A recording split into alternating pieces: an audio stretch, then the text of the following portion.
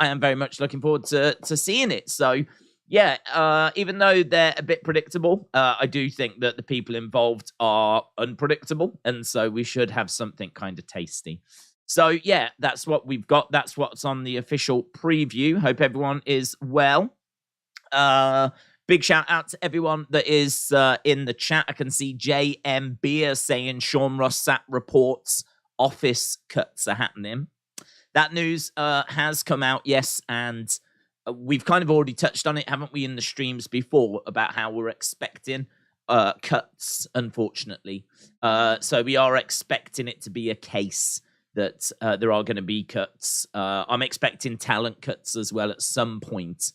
We've said before, I think Vince is going to look to try and bring down that wage bill. It's what he did last year. So he's going to look to try and bring that down. But he is also going to need to have good ratings and an exciting product. So I don't expect there to be like major names cut. But I do think if you're sat around in catering or they just don't have anything for you creative-wise, or maybe you're on a massive, massive wage and Vince doesn't feel like you're necessarily pulling your weight, if you will, then, you know, it could be a rough time. So, yeah, there are reports of office cuts. LS Dub, shout out to you. Hope you are well. Krista, shout out to you. Mosey said, I'm feeling a bit sick today, but I can't wait for this. Should be good. I mean, I love SmackDown. I've said before, like, I think SmackDown is the best wrestling show of the week. It's the one I look forward to the most. I think Raw, obviously, we look forward to on a Monday, but it's like 3 hours, and I do tend to come out of Raw thinking, probably could have done without that bit, probably could have done without that bit. But with SmackDown, it's only 2 hours, and it's normally pretty tight. I never needed you. Jake said Fightful have reported that there could be some Fun House stuff at SmackDown. That's interesting. The only thing I'd say about that is we have seen Fun House stuff at SmackDown before. When Bray was going to do his first promo when he came back, that was meant to have an abandoned Fun House set. And actually, if you look in the background, I didn't notice it at the time, so I'll quite happily hold my hands up to this. But when Liv is fighting Sonya backstage, there is the Funhouse TV back there. So they never actually used it. They decided against using it. So if they've brought it in again, I would feel quite confident that they will use it this time. I don't think they would bring it in again and not use it again. So I'd feel quite confident that they would use it this time. But they have looked at using it before and then they didn't. So just worth bearing that in mind. But as I said, that's very interesting, and I wouldn't think they would do that again. I wouldn't think they would get it all there and then not use it again.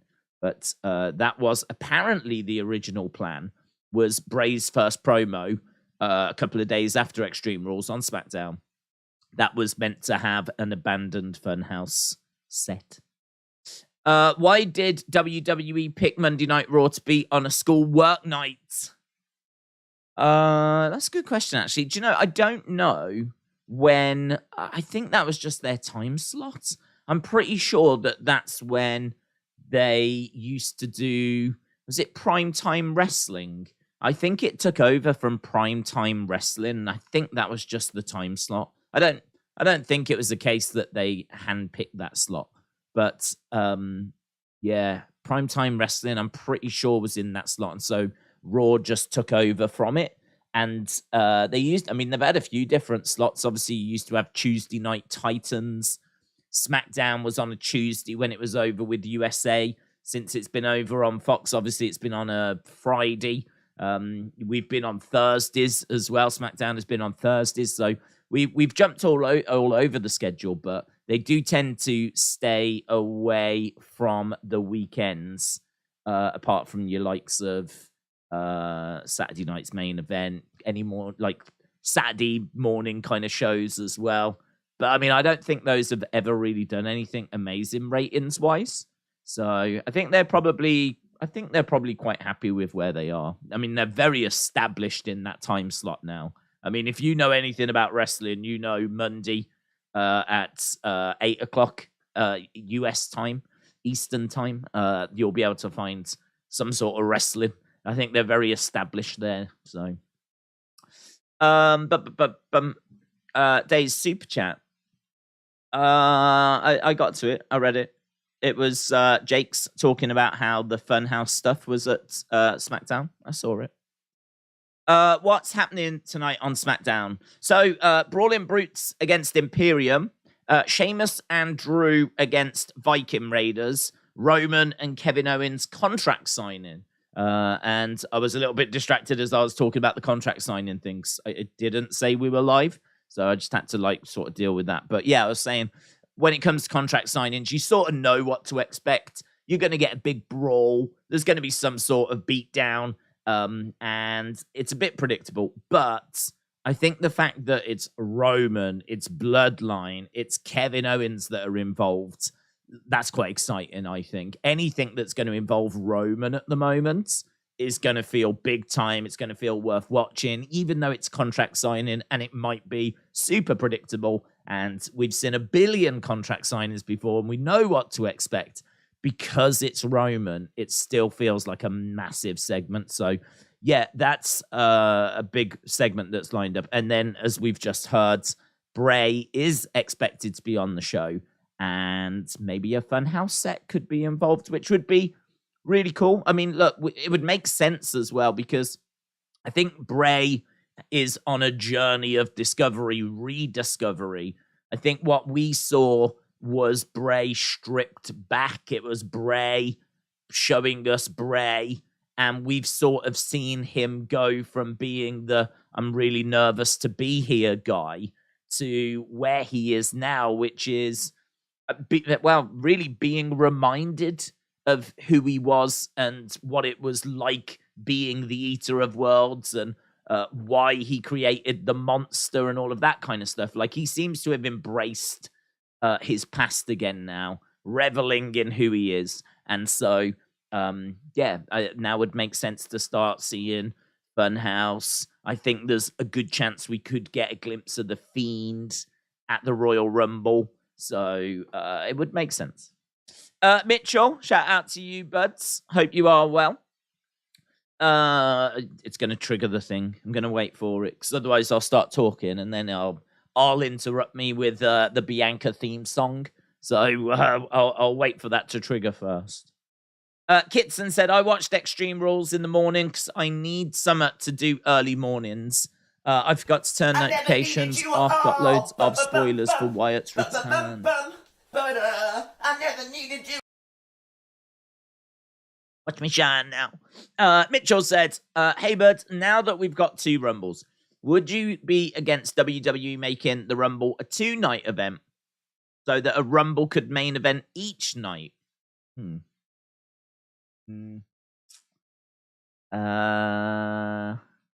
Would I be against that? Nope. No, I wouldn't be against it. The only thing is, 2 days of WrestleMania is fine. I just don't know that.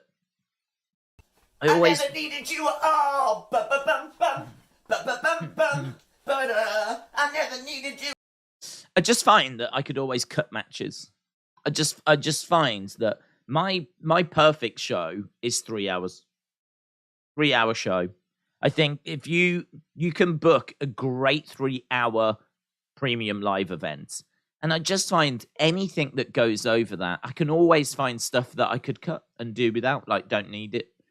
Don't need that. That's, it's all right, but it would be fine on Raw or it would be fine on SmackDown. Like, I don't necessarily need it. I do find, so first of all, WrestleMania bloated up to nearly 6 hours. That was WrestleMania 35, way too long. I mean, that was horrific, right? It was horrific. That to me is the worst thing we can do, right?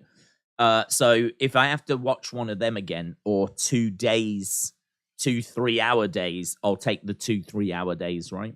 But at the moment, the Rumble is hitting the sweet spot for me, to be honest.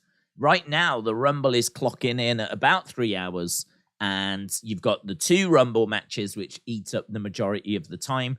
And then the matches that you do tend to be pretty good. Like, they tend to be championship matches. Like, we've got a pitch black match, or we've got Roman against Kevin Owens. Like, they're good matches. So for me, we're packing a lot into this show, and it's a nice 3 hours, and it's ticking all the boxes. So for me, I don't really need 2 days. I don't need 2 days, because all I'm doing is I'm filling time. I'm just going to start chucking matches on, and I'm sure I could book, and you could book, and we could all book some great additional matches.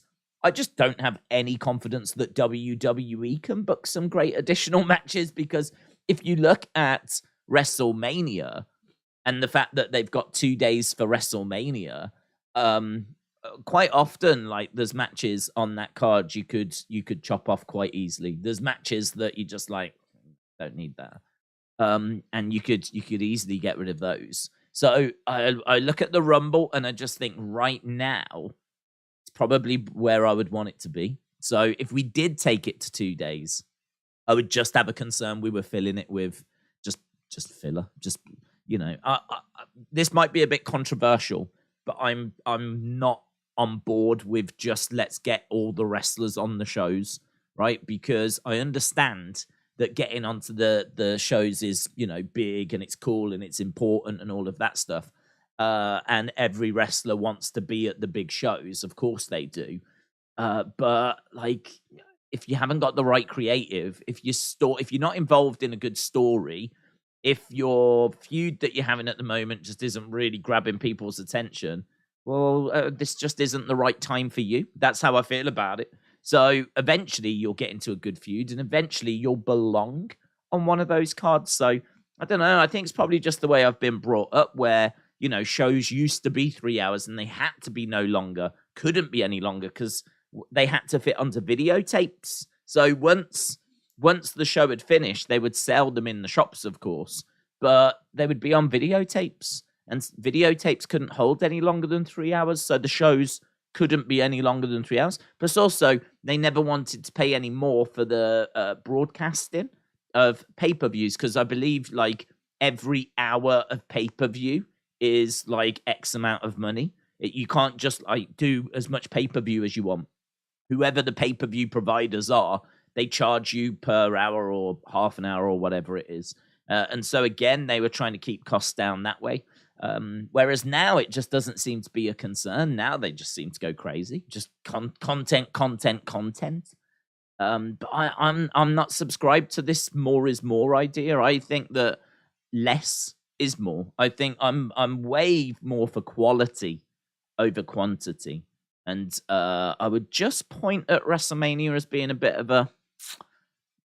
Is it better? I mean, is it better to have 2 days of WrestleMania rather than one nice, say, 4 hours? I could take a 4-hour WrestleMania. I got no problems with a 4-hour WrestleMania. It's the biggest show of the year, so have an extra hour. But yeah, I'd probably stay away from 2 days for a Rumble. It doesn't mean they won't do it. They if it means they can sell more tickets and more pay-per-views and all of that, then there's every chance we do get there. Corey said, with all the nonsense around Vince's return, it makes it hard for me to focus on the product.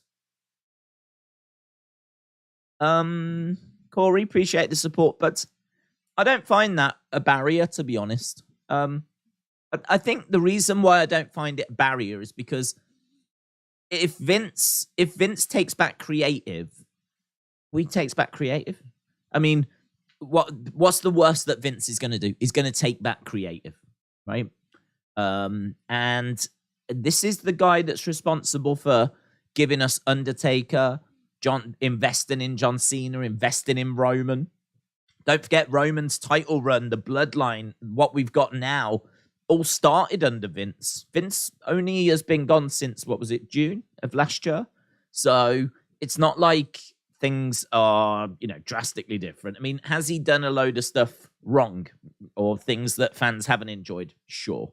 But I don't think there's anyone on this planet that could have been in charge of WWE since the early 80s and not taken a few wrong turns. So I'm not like a Vince defender. I'm not someone that's going to sit here and say how amazing his booking has been and all this. But it is undeniable that he has taken a regional company, turned it into a global, massive success. And he has created some of our all-time favorite wrestlers. He's given them the platform. He's given them the creative. I understand it takes a team of people, but everything that we know and love up until June of last year is like got Vince's fingerprints all over it. Like if you go back to anything from last June all the way back to the early 80s, there was only one man that was signing everything off, and that was Vince McMahon. So if he comes back now, I know what we're getting. I know what it's going to be like. And I mean, it's you know what I mean? It's not horrific. It's not horrific. Is it? I mean, do people want to keep Triple H? Yeah, they do. They do. But Triple H hasn't been that different to Vince. Like, the shows haven't been that drastically different. I would say that we've lost some of the real stupid humor, some of the real kind of cringy, stupid, maybe the stuff that Miz was largely responsible for. The 24/7 title and things along those lines. So, look, if Vince come back, we're going to have a few of those kind of segments, I would imagine. So, yeah, I mean, it'll be a bit of a step backwards, but it won't be. It ain't going to be anything that bad. It ain't going to be anything that. I mean, I really don't think the product has massively changed. I think we are seeing a bit more investment in some better wrestling and a bit more of a focus in better wrestling. Gunther, for example, I think has been absolutely killing it. If you think about his match at Clash at the Castle, which for many people was match of the year. If you think about his match with Rey Mysterio and then his match with Sheamus, I think, was it Sheamus? Was it Sheamus again? He faced Rey. And then, no, it was Ricochet, wasn't it? It was Ricochet. So, yeah, I mean, he's just been having some bangers, man. So, I don't know that he would have been given the same platform under Vince. I don't know about that. So, there's definitely things that Triple H has succeeded at. Definitely. But, yeah, I ain't worried about the Vince situation. Worst case scenario, he comes back and it just goes back to largely how it was. The only thing I would say is that he's looking to sell the company, and so he needs good ratings. And so I think you would see the best of Vince. This isn't a Vince that's just needs to, get the show, tread water, get the show from point A to point B. This is a Vince that's trying to sell WWE. And if you're trying to sell something, you polish it up, don't you? You make it look amazing. Like if you're selling a car, as I've said before, you give it a hoover, you take it to the cleaners, right? You get it all looking spick and span, sparkly, looking all lovely, right? You do it up so that you got a better chance of selling it. And that's exactly what will happen with WWE. We've said expect there to be some releases and for there to be cuts because they're going to lower the wage bill, and expect there to be the likes of The Rock and Hogan and Stone Cold and big moments and big surprises as they try to hotshot some ratings so that whoever's buying it is seeing the best ratings possible, the best product possible, and they're also seeing quite a low expenditure. Like, wow, you can achieve these ratings, but only spend that on wages. And how much does it cost to run WWE? It costs that. And what do I get for that? I get that. Wow. Blah, blah, blah. So, yeah, I wouldn't let it get you down too much. I mean, even Bray, for example, I mean, right now, he's not Vince's problem necessarily. I think that because Vince isn't doing creative and he's not working with Bray, I think, like, Bray's fine. The time to be concerned for Bray would be if Vince takes over creative again. If he does take over creative, we know that they didn't work well together last time. And I don't know if they'll work well together this time. So, that is something to be, aware of. But the company could sell and Vince could be gone. And so, then it might not be a concern again. Because all of a sudden, who's in charge of creative? Don't know. Who owns the company? Don't know. So, there's going to be a lot of turmoil. There's going to be a lot of unanswerable questions because we just don't know what's happening with the sale, who's going to be buying it, who's going to be in charge, who's going to be booking, what direction are they going to take it, what superstars do they like, what superstars don't they like, who could get cut. Like, all of these questions are going to be kind of out there. But I would just turn that off. If it is getting in the way of the show, I really would just turn that outside noise off and just watch the show follow the storylines. Because, you don't want that getting in the way. I can understand as to why it would get in the way. But you don't want it getting in the way. It don't get in the way for me. I'm quite happy to sit here with you guys and watch whatever it is they give us. They said Cody announcing his entrance is no surprise because they've got bigger surprises, says Brian. Days, with the Rumble coming up and WWE revealing 2K23, do you think Edge will get the showcase? And what 10 matches would you have for the showcase? Ugh. I don't know. I don't play the game, do I? So, do I think Edge will get the showcase? Is John Cena's on the cover, isn't he? So I think it could be John Cena. John Cena seems to be getting a big spotlight. Apparently, the cover's got him on it. So, if I was to guess, I'd say John Cena. Who would be the people he would be facing? I don't know. People from his past. I've got to imagine they'd probably redo classic Cena matches, but they'd obviously have to be people that they could do because CM Punk's not an option, for example. So just go back and find 10 classic Cena matches from superstars that 2K are allowed to use. But I don't know. I mean, like, the game, it doesn't really interest me. It's never really interested me. I've done a couple of videos. Normally, it's around the time as to when the game is coming out, and like the trailers are out and things like that, and there's a bit of buzz around it. Because what I tend to do is get myself into the mindset of I get myself into the mindset of this is the year I'm going to play it. And then, like, the trailers come out, the trailers look good. People are telling me about all the options. I get pretty hyped about it. And then the game comes out and I don't buy it. Or I do buy it and I never play it, right?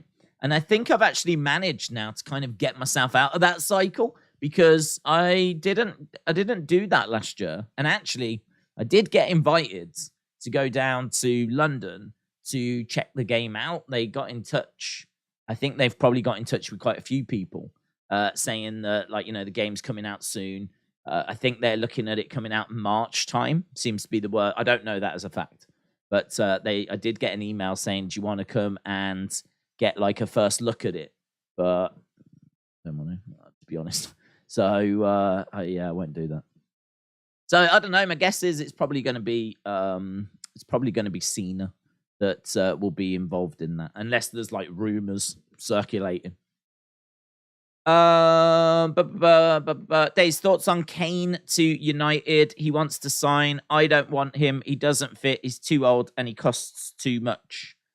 I will go with whoever Ten Hag wants. If Ten Hag wants him, if this has come from Ten Hag, and I'd hope that it has, then I've got no problems going for him.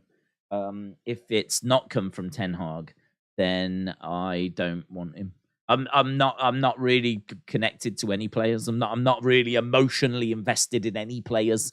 I just want whoever Ten Hag wants because what he's done so far, he's killed it. So if it turns out he wants Kane, brilliant, get Kane. If he doesn't want Kane, don't get Kane. So, like, that's simple for me. Do you think Rock Roman is still relevant, or do you think there's another way of having the title off Roman? Who would you want to see the title off Roman? Rock Roman's very relevant. It'll always be relevant because The Rock's very relevant and Roman is very relevant, and the fact that their family, yeah, I mean, it's absolutely very, very relevant. I would never have had The Rock win the title, though. I was always having The Rock lose that match, which don't know if that's controversial, but I mean, he's just not around. He's not someone that is going to be sticking around. He's got other things, you know, he's doing Hollywood, isn't he, of course? So I think that for him to come back and have that WrestleMania moment would be awesome. It'd probably be the last time for him. And, you know, he's kind of just still at that age where it's possible, it's plausible.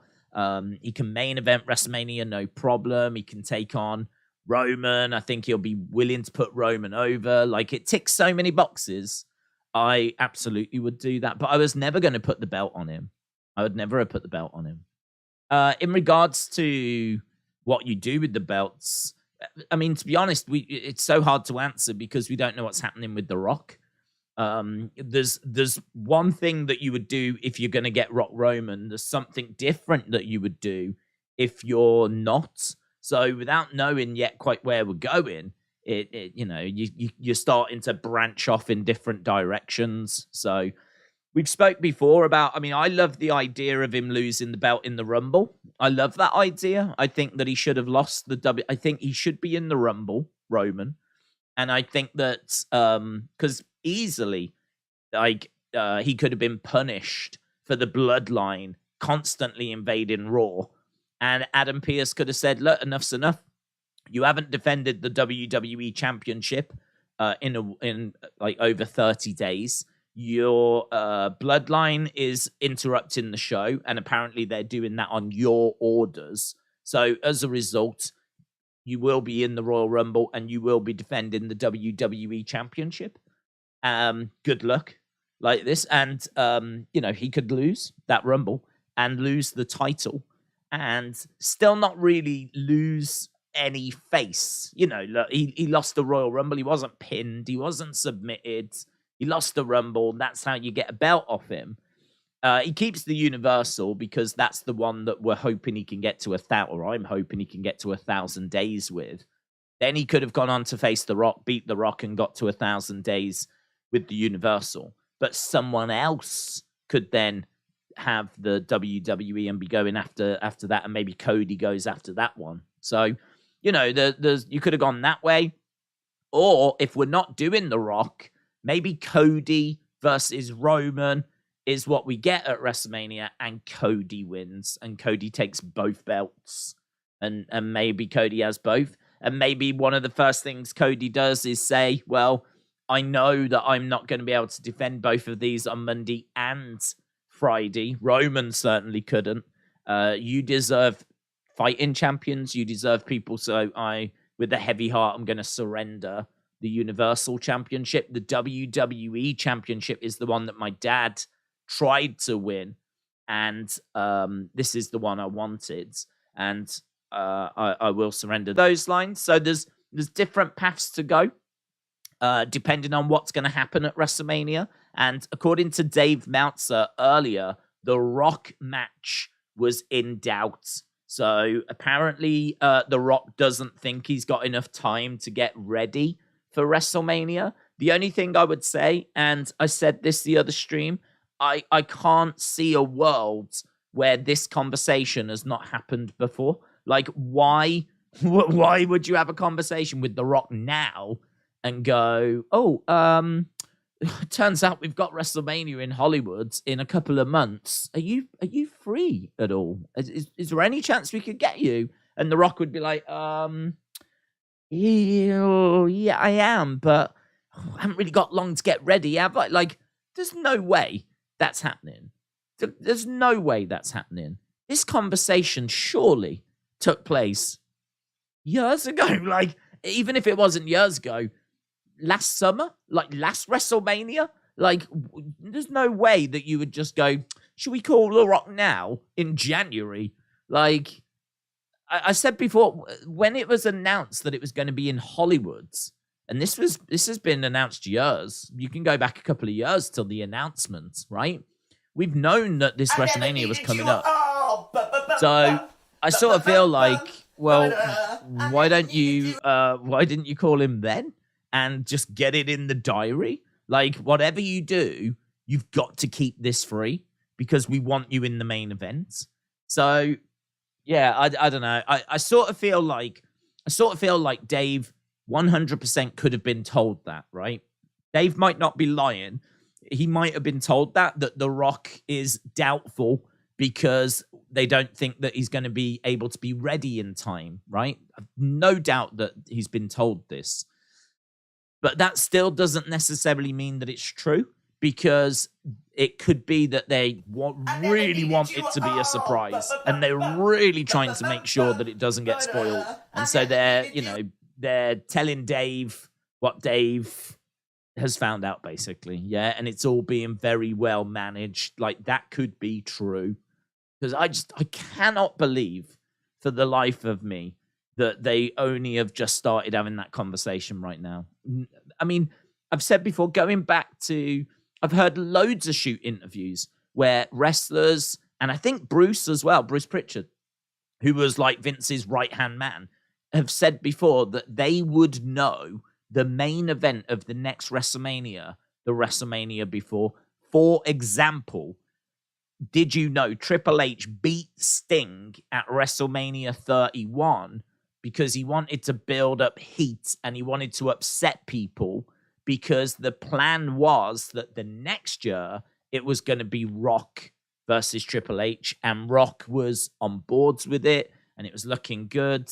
And then for some reason it fell through, but the deal was in place, the plan was in place, and that was 12 months before. So why now would we be changing that and only starting to have conversations in January? Like, that doesn't make sense to me. Doesn't make any sense whatsoever. So I'm really skeptical about it. I think that Dave's probably telling the truth about what he's heard, but I'm skeptical that it is the truth. So we'll have to wait and see. For me personally, I really don't know what WrestleMania is looking like, but I feel pretty good about it being Rock Roman. I think if WrestleMania comes and goes and we haven't had Rock versus Roman, I will be shocked. Because ever since we saw it was at Hollywood's, I've always thought that's where they're doing it. And actually, I remember Paul Heyman just the other year was talking to Ariel Helwani, and Ariel Helwani was saying, like, could we get The Rock? You know, maybe we're going to get The Rock and Roman. And he was talking about last year's WrestleMania 38. And Paul Heyman's answer was, if you was going to do Rock versus Roman, wouldn't you think to do it at Hollywood? Right? This is going back about 14 months. And Paul Heyman is having that conversation with Ariel Helwani. Paul Heyman is thinking that same way as well. So I sort of feel like that's a little insight into maybe what the conversations were behind the scenes at that time. So, yeah, this hasn't snuck up on anyone. This isn't a surprise. It's not like they've got to January and gone, oh my God, we need a main event. Oh my God. Can you believe we forgot a main event? We forgot to book the main event. Should we see what The Rock's doing? So, we'll have to see. Mitchell said, Days, what's something from your childhood you think kids today are unaware of? Where's James and I want to know? What's something from my childhood that kids today would be completely unaware of? They'd be completely unaware of. Don't know, you know.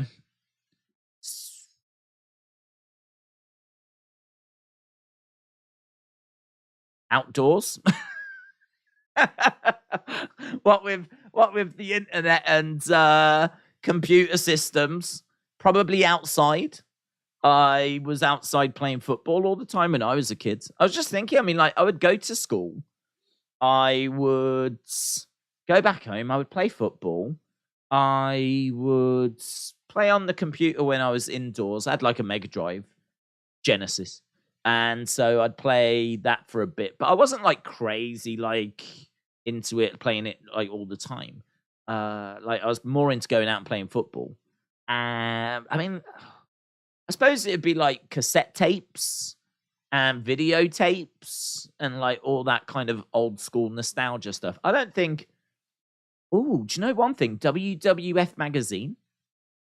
I mean, we do have kids magazines now here in the UK, but WWF magazine was. I used to have all of those. I used to get those all the time, and that was quite interesting. You used to have like articles in there and some. I haven't got any anymore, you know. When they moved back here, when we moved to this house, they got rid of them all. So I don't have them, which is heartbreaking.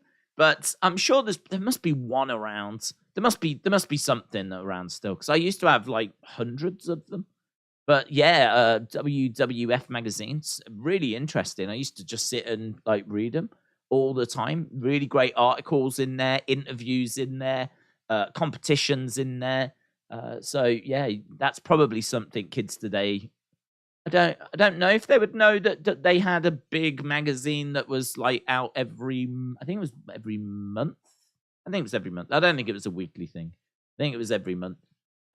So yeah, kids today might not know about that. Might not know that WWF did music as well, and I'm not just talking theme music. I'm talking like singing songs, like the WrestleMania track, or do you remember Pile Driver? So do you know what? I saw the video for that the other day. I think I had seen it when I was young, but Pile Driver. It's honestly, if you get a chance to check it out because it's I think it's Coco Beware that is doing the singing of the song, and they're on a construction site. You've got Hogan doing some construction work with the likes of Don Morocco and Bam Bam Bigelow, and I think superstar Billy Graham, and they're doing this construction work, and Vince is there. And like these hot girls walk by, and you see Vince going, "Ooh," like this, like it's got a whole new meaning right now when you watch it. But you've got Vince going, "Ooh," loving what he's seeing. I think you've got I can't remember who it is, but one of the wrestlers is trying to drink a water, and they can't drink the water because of how nervous this hot girl is has made them as they're. I don't even know where, because the construction site looks like it's in the middle of nowhere. So why there's random hot girls walking by, I have no idea. But and what was funny as well is I think it was from an episode. I don't know if it was from an episode of Primetime Wrestling or something. But as soon as it finished, you had Gorilla Monsoon going, "Wow, that's one great video." That's and like he was really bigging it up. And I was like, I don't know if it was Gorilla. I don't know if it was, mate. Kind of thing that you get banned for in 2023, let me tell you. So, yeah, I don't know. I think when it comes to wrestling, there's probably a few things that kids today wouldn't know that was a thing, like music albums actually being put out by wrestlers and the magazine and things along those lines. But, yeah, nostalgia, eh? Lovely. There was another super chat as well. Let me get to that. It is Mark. Mark, shout out to you, buds. Shout out to you. Mark said, I saw a picture the other day, Raw 30, Hurt Business coming back with some new members. They showed Amos and Street Profits with the originals. What do you think about that? Don't understand. I understand that the Hurt Business are looking good for coming back. So obviously we saw Amos come down and seemingly assist Bobby. We know that MVP has been with Cedric and Shelton. So Amos, Cedric, Shelton, Bobby. That's what I'm expecting the Hurt Business to be. I don't know what you mean by you saw an image for Raw 30 and the Street Profits and all these were involved. I haven't seen that. I don't know what that is. I'm certainly not expecting the Street Profits to be involved in like a Hurt Business. And I wouldn't expect a Hurt Business to be that big. I mean, like, there's no... trying to think, well, who's the biggest group? It'd be the Bloodline, wouldn't it? Be the Bloodline. So unless you was trying to build a group to go up against the Bloodline, but I think we're sort of expecting the Bloodline to break up soon. I mean, we're expecting Sami to go his separate way, and he could go off. I don't think they're going to be keeping Solo in there forever as well. So yeah, I sort of feel like we're on the verge of the Bloodline sort of disbanding. So I can't see a reason as to why you would need a Moss, Bobby, Cedric, Shelton, and then the Street Profits. I can't see that happening. I can't see why you would do that. I think I can see those 4, but I don't think we need 6. I don't think we need a group of that size. What are you going to do with them? Who they're going to feud with? So yeah, I don't know. I'm not expecting it to be that way. I remember a few months ago not knowing what you was talking about when you brought up TV things that had puzzles and news and other stuff. I forgot the details. CFAX, like teletext and whatever. That is, that's a good shout actually.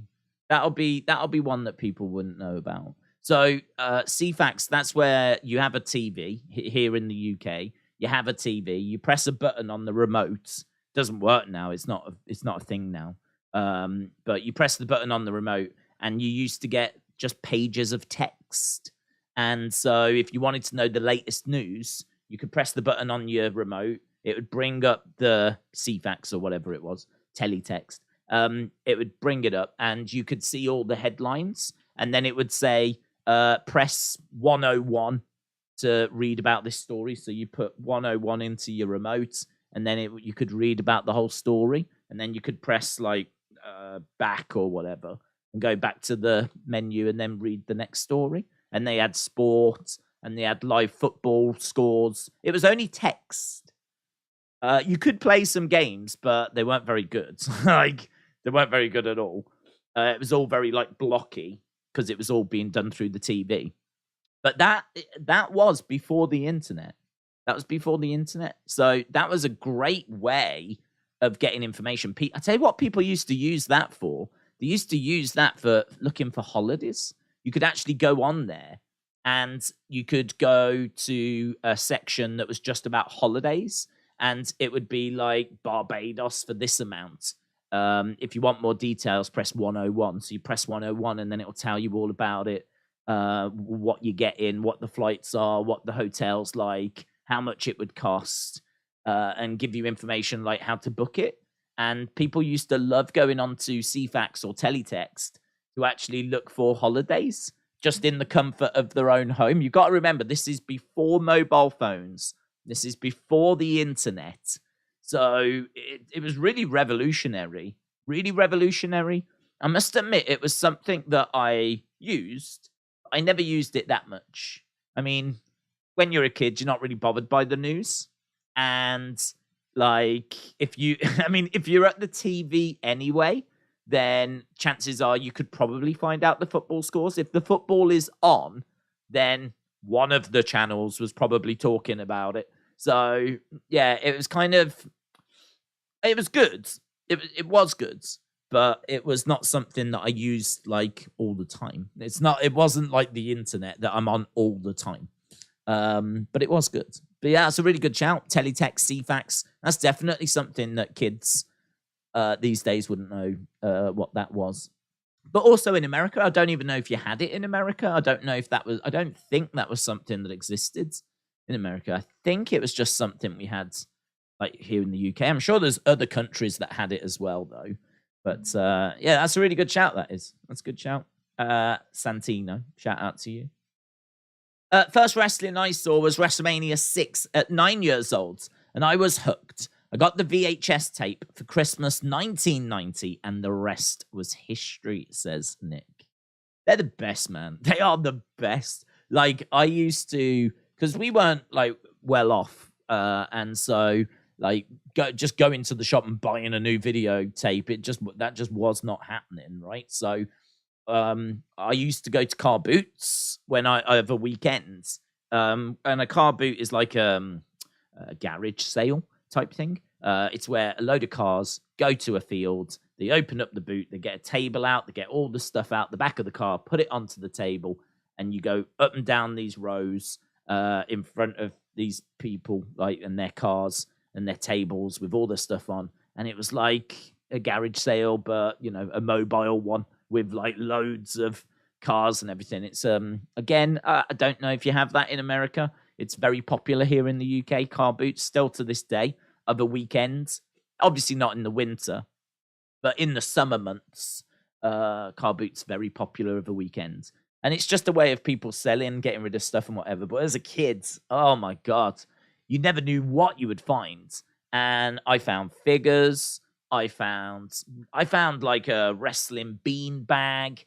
I found a wrestling clock. I found tons of videotapes. And these would all be like super, super cheap. Do you know what I mean? Like 50p for a videotape or whatever. And as a kid, you just, you know, you get a bag of stuff for like £5. And you've got like some videotapes, some figures, whatever. You're just having the time of your life. Like that was just some of my best memories as a kid. Absolutely. So yeah, getting videotapes like WrestleMania 6. I mean, I did manage to find them all. I got all the WrestleManias and SummerSlams and whatever. The only SummerSlam I could never find, I think, was the first one that was like 88. Just could never ever find it. It was super hard to find. Super hard to find. Could never ever ever ever find it.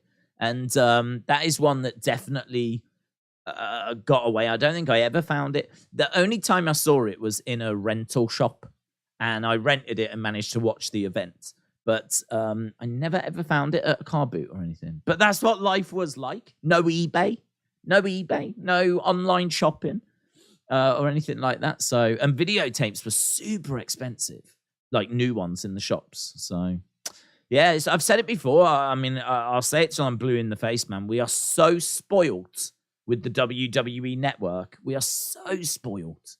The amount of stuff that's on there, which you would never see. How would I ever, as a kid, how would I ever have been able to watch a 1986 episode of primetime wrestling? I mean, unless I knew someone that had watched it and taped it, I would never, ever, ever, because that was never released on VHS. I was never going to find that at a car boot. Pay-per-views you could, but anything outside of the pay-per-views, how would you ever watch those? Unless they'd been recorded by someone on a blank VHS tape. So yeah, it's crazy. So spoiled. Definitely take it for granted. I do. I should watch more, and I am trying to watch more. I actually watched the first Royal Rumble earlier today, and I watched WrestleMania 1 the other day. And as I said, I watched that pile driver video as well for that track. So I am trying to like get into it a bit more. I think I've become very aware since the news of the sale has come along. I've become very aware that, like, well, you know, the network might not be safe. We might not have the network long term. The network could go. I mean, honestly, if it's not financially viable, if they'll make more money by selling it and selling it to someone different so that they can have it instead. And who knows, they might not want to show all of it. They only might want to be interested in showing the pay-per-views or whatever. I don't know what's going to happen. So I am worried that they're going to take it away. I am worried that it's going to go. I hope it won't, of course. But yeah, definitely take that for granted. I discovered wrestling whilst murdering a cop. Putting on a car boot on my car. Phone kept ringing, so I answered it. Some kids or something calling my dad, asking if I was watching WWE, and I've been a fan since. I mean, look, when you start a William Hensey comment, you have a choice. You can either stick with it or you can abandon it. I decided to stick with it. And, I mean, look, we got through. And that's the important thing. So, William, shout out to you. Did you hear Hulk Hogan will be on Raw 30 next week? I did, Ayana. Yeah, there's a graphic doing the rounds as well that's got him on. It's got him, it's got Shawn, it's got Triple H, it's got Undertaker, and it's got Ric Flair. We know there's others. We know that there's going to be others. That I think Ron Simmons has been announced, hasn't he? And I think the X-Pac's been announced, and I know that they tried to get Tatanka. So yeah, there's a few names, but there is now a graphic confirming the Hogan news. The network will just move to Disney Plus if they buy it. Tony Khan bought Ring of Honor for the library. Why would any WWE buyer not make use of the library? Yeah, but how do you make use of the library? What's making use of the library? Because, for example, if you move the WWE network to Disney Plus, do you put everything on at once, or do you start to put stuff out there gradually so that it's a way of keeping people? For example, you could put all the pay-per-views on the first month, right? Well, you need those people to stay subscribed. So the next month, you could be like, we're going to drop all of the Raws from 1990s, right? So that's what's coming next month. And then the month after, right, we're going to drop all the Raws from 2000. Month after that, right, we're going to drop all the Raws from 2010. And you could do it that way, where you drip feed in the content as a way of trying to keep people subscribed to that platform, rather than just here's everything. And it could also be like Netflix, that take things away. You know, it could be that things go as other things come in, so that you've constantly got fresh things coming in. And, you know, having we haven't even got everything now. They're constantly adding things to the network. They just put on a load of championship wrestling from like the 1980s, which you would think everything would be there now, but it isn't. I don't even know why. But if you actually look at the network, there's tons that's missing. Championship wrestling, I believe, was a show that ran for like, I don't know, 15 years or whatever. And there's about 6 episodes on there. And WWF Mania, which was a Saturday morning show. I don't even think there's anything on there for that. So there's nothing on there for WWF Mania. And they must have those tapes. I can't imagine they don't have those recordings. They keep everything. You know, there's loads of very little on there from the 60s, for example. And there was plenty filmed. I don't, you know, maybe it's a bit more questionable as to whether they would have kept those or not. So, you know, maybe they wouldn't have kept those tapes. I really don't know. But they're adding stuff all the time, you know, quite regular. They're like, this month we're going to be dropping these things. So if another company comes in, there's every chance that they strip it back and start that process again, because that's exactly what WWE have done. They started with X amount of content, and every month since they've been adding more and more and putting more and more onto the network. So I don't know. I don't know. This is my point. If someone buys it, yeah, sure, they could put everything onto Disney Plus, but they might not.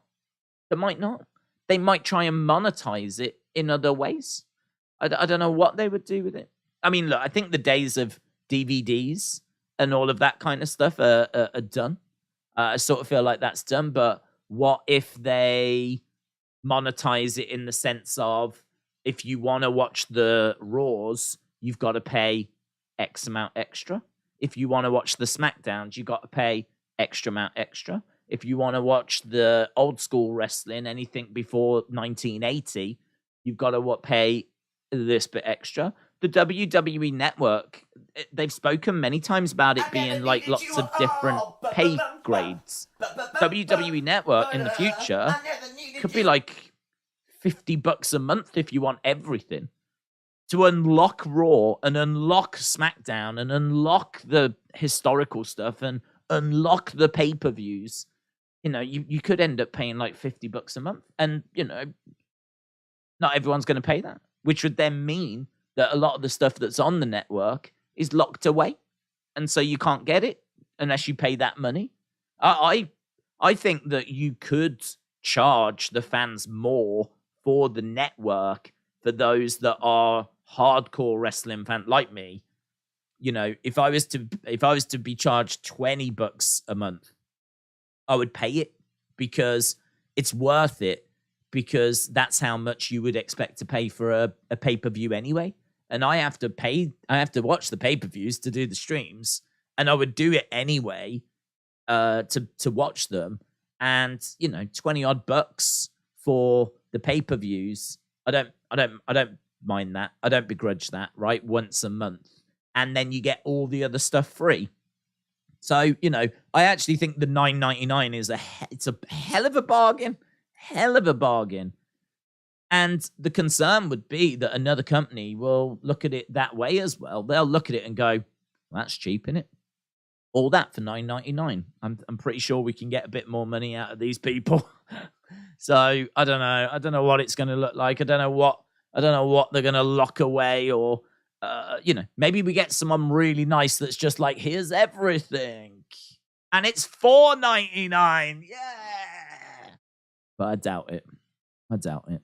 There's no nice people in the world. That's the conclusion I've come to. There's no nice people in the world, apart from you guys. Right.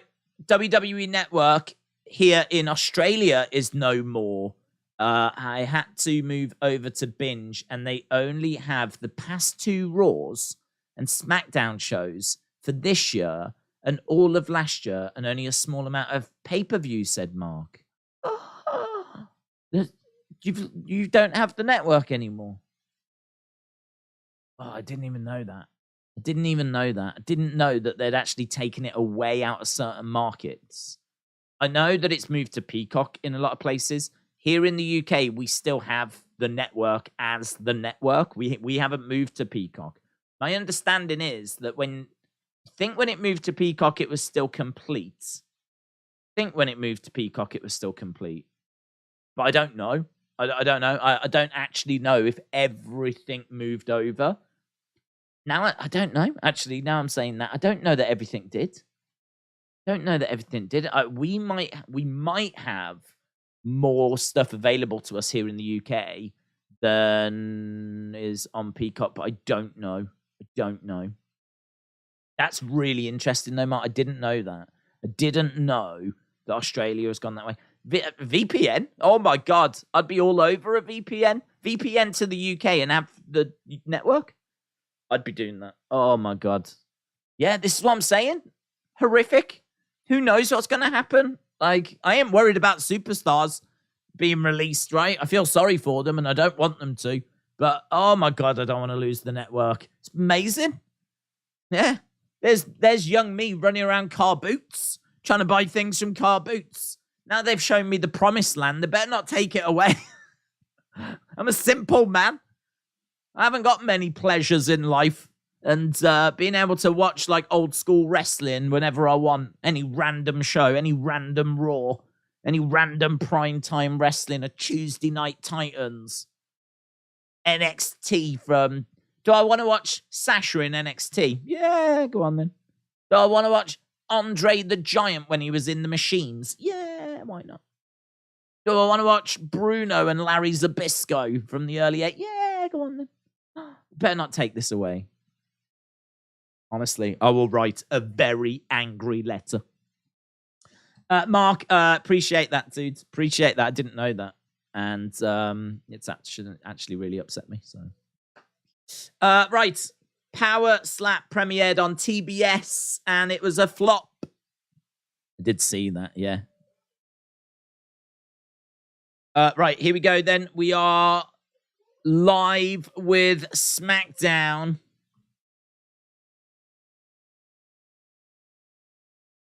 So, Sami and Kevin Owens last week, that's how we ended. We ended with these two in that main event match. Sami upset and disappointed that the Usos and the Bloodline got involved. At least we've got eBay to buy DVDs if they do take the network away. Well, thankfully, I've already got a lot, not all, but a lot of the pay-per-views, because they, I've said before, they did tagged classics here in the UK, which is where they do 2 pay-per-views in 1 DVD box set, and they release those for years here in the UK. Between, like, I don't know, 2004 and about, I don't know, 10 years later, 2014, around when the network came out, we had about 10 years of, like, every month a different set would come out. And so there's like loads and loads. And I was pretty good at like every month picking up the new one. So, you know, if the network does go down, I've got that. But it ain't Raw, and it ain't SmackDown, and it ain't the old shows, and suck. Right, we are just seeing what happened last week, and we've got the Usos telling Sami that he did good. Did good? You did good? Can Hogan go away? I want to see Braun power slap him and make him humble, said Hoff Sports. You gotta be depressed. You've got to stop being depressed about the network. You're gonna ruin my buzz, said Chris. Here is some vehicles.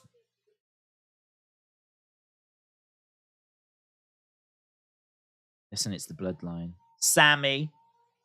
Here's Sami. Bloodline have arrived.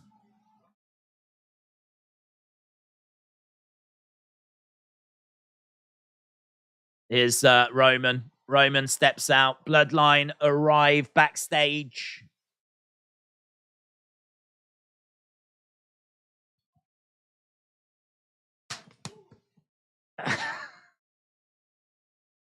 Tribal Chief. Oh. Ooh. Sami put his hand out for the Tribal Chief. Tribal Chief did not fist bump Sami. Sami was having a great time with the Usos. But there was no fist bump from the Tribal Chief. No one likes Sami. Usos were into Sami, weren't they? Though Usos were giving him bop, bop, bop, bop, bop. Bop, bop, bop, bop, bop, bop, bop. I do like that, actually. He went slap, slap, slap, and then hand over the top. And I think it was Jay that, like, ducked underneath. So they had a little thing going, but then he put his hand out to try and fist bump Roman. And Roman was not having it.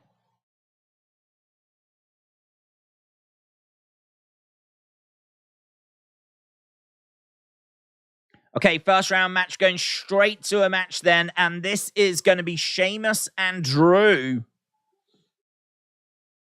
taking on the Viking Raiders. Physical media can't be altered. Digital media can. Oh, do you know, funny you should say that. I was watching First Royal Rumble, as I said, and you can tell they've altered it. You can tell that the Think's voice has been added after in certain places. And you can tell that I think certain music wasn't there at the time. They've definitely touched up certain areas of that presentation. So, yeah, you're right. Erase Your Mind, shout out to you, my friends. Hope you are well. Drew and Sheamus making their way down. They're going to be taking on the Viking Raiders in the first round of this tag team tournament. Winners of this, Drew McIntyre is the chosen one sign. Winners of this are going to be advancing. Haven't seen the bracket, so I don't know who they'll face. But obviously they're in this tournament to ultimately face the Usos for the SmackDown Tag Team titles. Knoxville is in the house tonight, said Bobby. Rest in peace, Jay Briscoe. Hello, everyone. Bobby, shout out to you. Yeah, absolutely. Rest in peace, Jay Briscoe. Awful, awful, awful news. Here's the Viking Raiders then. It's Valhalla. It's Dream Woman. Valhalla. A lot of people look at Mandy Rose and they're like, whoa, look at Mandy. For me, I'm all about dark, moody Valhalla making her way down. I like if I was to have a crush on a woman in WWE, I want that woman to be someone that I can't really trust, someone that could potentially eat me. Like, I could fall asleep, wake up in a pot, boiling away. Who knows? Someone that's potentially going to do spells and like just spookiness that I don't understand. That's what I look for in a woman. And Valhalla ticks all of those boxes. So, great way to start the show. That's a lie. You like Thea Hale? Oh, she's too young, man. She's way too young. I like her energy, but I can't be having a crush on Thea Hale. And I don't actually. I really like her energy. I like her as a performer, but yeah, I'm not. What's the difference? I don't think you've got a crush on him if you're a stan, have you? If you're a stan and you stan someone, I think you really like them as like a performer. I don't think you like them in that way. I think that's a simp, isn't it? So I stan Thea Hale, but I'll simp Valhalla. There we go. Boom. Oh, and a simp Linda as well. I was kidding. This energy is amazing. She reminds me of a young Mickey James. I sent a member message. I think it's just coming. Is it coming through? These ones are they don't make any noise, and I don't know how to make them make noise. But I got it. It's just come through. Was Vince pushing Gunther, or was that a Triple H decision? Well, I mean, it's hard to know, isn't it? I don't believe that Triple H called up Gunther. I believe that was done by Vince, but I don't think we got very far into it before Vince went. So we don't know is the answer. A lot of what you've seen with Gunther has come from Triple H, but we don't know if Vince would have done that or not. Don't know. I mean, all I can say is I don't think Vince could have done a better job. So I definitely give Triple H credit for what he's done with Gunther. I don't think Vince would have done better. But I don't know that, Gunther would have been an ice cream man or something. God only knows what Vince would have done. I think, Vince might have still treated Gunther with respect. But yeah, it's credit to Triple H on that. Big clubbing blows coming in by Sheamus. Crowd counting along as down goes Eric. Hey, what? Red hot crowd here. Crowd are absolutely loving it. Eric on his feet. Sheamus has got him up on his shoulders. Looks like he's going for white noise. This would be an early white noise if he is. No, Eric's managed to get off the shoulders of Sheamus. Ivar coming over. Back elbow there by Sheamus. Forearm strike by Eric. Eric getting into the ring. Grabbing a hold of Sheamus. Hurling him to the outside. Eric coming up. Tag. Is Ivar. Crossbody by Ivar into Sheamus, who was down by the barricades. I think we're probably going to go to commercial break. Boom. I thought a rumor was that Vince was bored of Gunther just before he left, says Trini. I did hear that, but I don't know. I don't know if that was true. There was nothing that showed itself in the booking, so whether that was coming, don't know. But from what we saw, he treated him fine. But I don't think he wasn't really around that much. And I can't remember when Gunther won the Intercontinental. I don't know if that was under Vince or if that was under Triple H. I think it was under Vince, I think it was under Vince. LB said, will The Rock show up on Monday night? That would be interesting. An interesting poll. I could put it as a poll.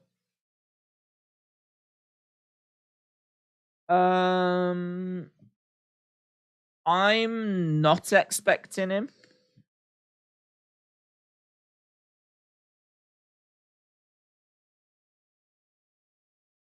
But in all fairness, if you've got plans of doing Rock Roman, you probably don't want to sit on those plans too long, because right now there is doubt that that's going to happen. And I think that if you want that surprise and you want that, oh my God, it's happening moments, right? Which if you do it, if he is there Monday and we start the builds, you are going to have that. People are going to freak out. I will freak out, because right now it's like I think we're going to get it. It would be incompetence on a level that I would be impressed with if we don't, because we've known about this WrestleMania being in Hollywood for a long time. How we're not putting money down to secure The Rock, I would have no idea. Like, you go big on this one. It's Hollywood. It's 39. It's, you know, one of the last chances to have him in the ring. Like, put the money down, get him, do the match, book it years in advance, right? So if I would be impressed if we don't get it at the fact that we were just not able to get it done. So I feel pretty good that we are going to. But right now, you know, there's a few doubts out there. We've had the Dave Meltzer comments where he says that, you know, it looks like it's not going to happen. So, yeah, I think if you have got it sorted, I think Monday would be a great time to announce it. Or not announce it, but start the ball rolling. Because once the ball has started rolling, we know it's going to happen, yeah? If The Rock's turning up on Monday and, you know, we're having a confrontation with Roman, we're getting the match. So that would be a big surprise, massive talking points. Would it? Yeah, it would take doubt away, but you would already have had that moment, and that would be a great moment, man. When the fans like know, okay, this is where we're going. Yeah, that'd be a great moment. I don't know that they start it on Monday, to be honest. I don't know that they start it on Monday. What are your thoughts on the tag tournament possibly splitting the belts? I wouldn't split the belts. I think they've got a good tag division. I think if you actually look at all the teams that are in there, they've got some decent teams. Like, I think the Street Profits are credible. I think Viking Raiders in ring are good. I mean, don't forget they are War Machine, who were, you know, brilliant in the New Japan and the Indies. So they are credible. And even though they've got a bit of a, dare I say, out-of-date gimmick, you know, this is the kind of gimmick that would have been around in the late 80s, early 90s. Don't know that this gimmick works as well in 2023. So, I don't know. The gimmick's one that could be a bit of a barrier. But in-ring, wrestling-wise, they're very, very good. So, I like Viking Raiders. Drew and Sheamus as a little short-term thing is fun. New Day is credible. Usos are credible. Street Profits are credible. You can go down a bit of a list. Like, the tag division's all right. But I don't think it's deep enough to support 2 belts. I don't think it's deep enough to warrant 2 champions. It's deep enough to have a belt. It's not like we need to scrap the tag division. But you don't need 2 champions. It's not big enough to say we've got Raw and SmackDown champions. You just need WWE Tag Team champions. That's all you need. And then have them work both shows. And they don't even need to be on both shows. It could just be a case that they work a feud on SmackDown against a certain team. And then when that feud's done, they go over to Raw and deal with that. And then, like, you know, you just bounce around where you needed, basically. So, yeah, I wouldn't split them. I wouldn't split them. Backbreaker by Sheamus. We are back to the show. It'd be a good time to put The Rock in the Hall of Fame this year, says Cody23. Tag teams don't need 2 separate belts, said Lister Jericho. Sami helps Kevin Owens win a belt at the Rumble, said JoJo. Clothesline by Drew. Another clothesline by Drew. Ivar in the center of the ring. That dude that dresses as Macho Man. I keep seeing him at the shows. That Macho Man dude goes to a lot of shows. He's like the modern day green shirt guy, even though green shirt guy is also modern day. But yeah, I keep seeing that dude that dresses as Macho Man. McIntyre. There's nothing wrong with the gimmick. A lot of the gimmicks today are lame, boring, and cringe, says Moolah. China for Hall of Fame, said Justin. Maybe why the Bloodline doesn't invite The Rock and he crashes their party, says Aaron. Oh, lovely work. 1, 2. It's like a driver by McIntyre. That was a big power move. What was it? Oh, skip, yeah. Michinoku driver by Drew. Drew with a Michinoku driver on Ivar. Now he's got Ivar up on his shoulders. Look at the power. I mean, effortless. Effortless. Scooping up Ivar. Drew charging over. Seated senton by Ivar. Tags in Eric. Eric coming into the ring right now. Eric over in the corner collides into Drew. Drew, big clothesline goes down. 1, 2. Shoulder up. Shoulder up. A way I would do the return at the Rumble, said Nort Wrestling Pods. Make it to the final 2 with Cody. Roman and the Bloodline eliminate The Rock because Roman is scared for his spot as the tribal chief. Erasure Mind said, notice the flame canisters on the ring posts. I wonder if that comes into play tonight. Yeah. Are they not always there? I don't know if they're always there or not. I mean, yeah, I would expect they do come into play. I must admit, they didn't strike me as being like additional. Don't know, maybe they are. Rob Van Dam takes out The Rock, said J-Boy. Do you watch Grimm, said Ethan. I don't watch the his wrestling show. Nothing against it, but I just wouldn't have time to follow the storylines and all of that kind of stuff. But he has had some fantastic people on that show. But I am a fan of his. Absolutely nothing but respect. If there was no Grimm, there probably wouldn't be a Wrestling Days, to be honest. Because I saw him and his figures, and that's what inspired me. So I've seen tons of his videos, his figure videos, his toy hunts, you know, all of that, massively inspirational. And I do try to check in with him every now and again, see what he's up to, see that he's all right, check out some of his vlogs and whatever. But actually watching like his wrestling show, which I know he's really dedicated a lot of time to. And as I said, he's had the likes of MJF, Max Caster, Thunder Rosa, Gigi Dolan, like all of those have been on his show. I mean, it's a very, very impressive. I've never like got into that. But as I said, that's not because I think it's like a bad product or anything like this. I have no idea if it's good or bad. I've just never been able to give it time. Sean said, Viking Raiders paying respect with black armbands for the Briscoes. Moles said, the Grimm's Toy Show. I love that show. I started watching it in 2017. Lady Noir said, Drew and Sheamus versus Viking Raiders is so good right now. Cody 0010 said, Cody Rhodes is so overrated. Dylan said, did you see the report that it's planned for Bray versus Uncle Howdy at WrestleMania? Do you think we get Uncle Howdy a mask soon? Okay, well, the thing about that report is I believe that report came from a conversation that Dave Meltzer had.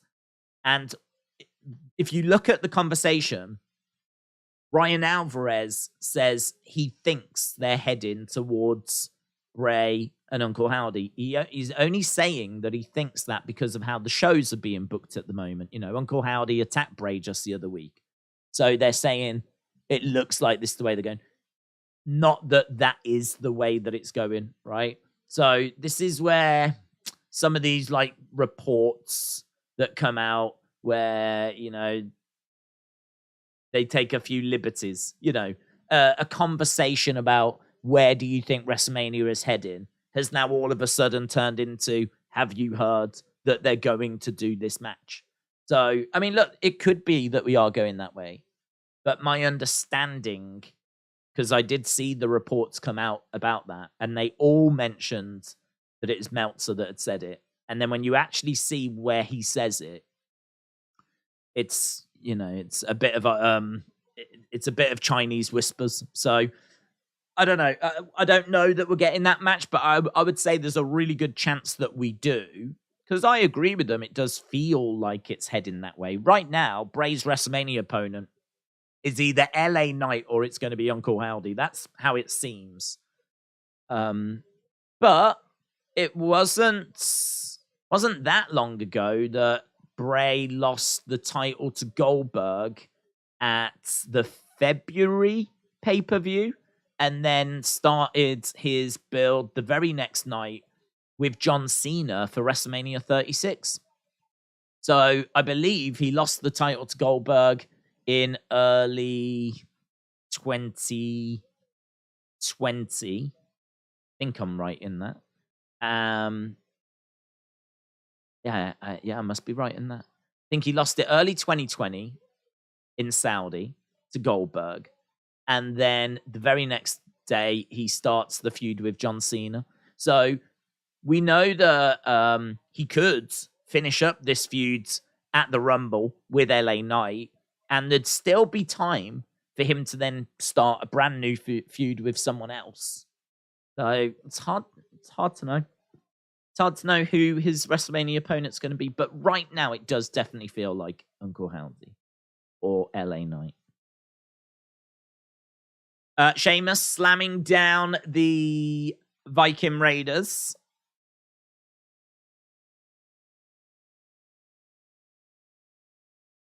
So Viking Raiders are down at the moment. Eric on the outside, in the ring. Ivar on the outside. Sheamus is going to go for a brogue. Valhalla's got up. Valhalla trying to provide a distraction.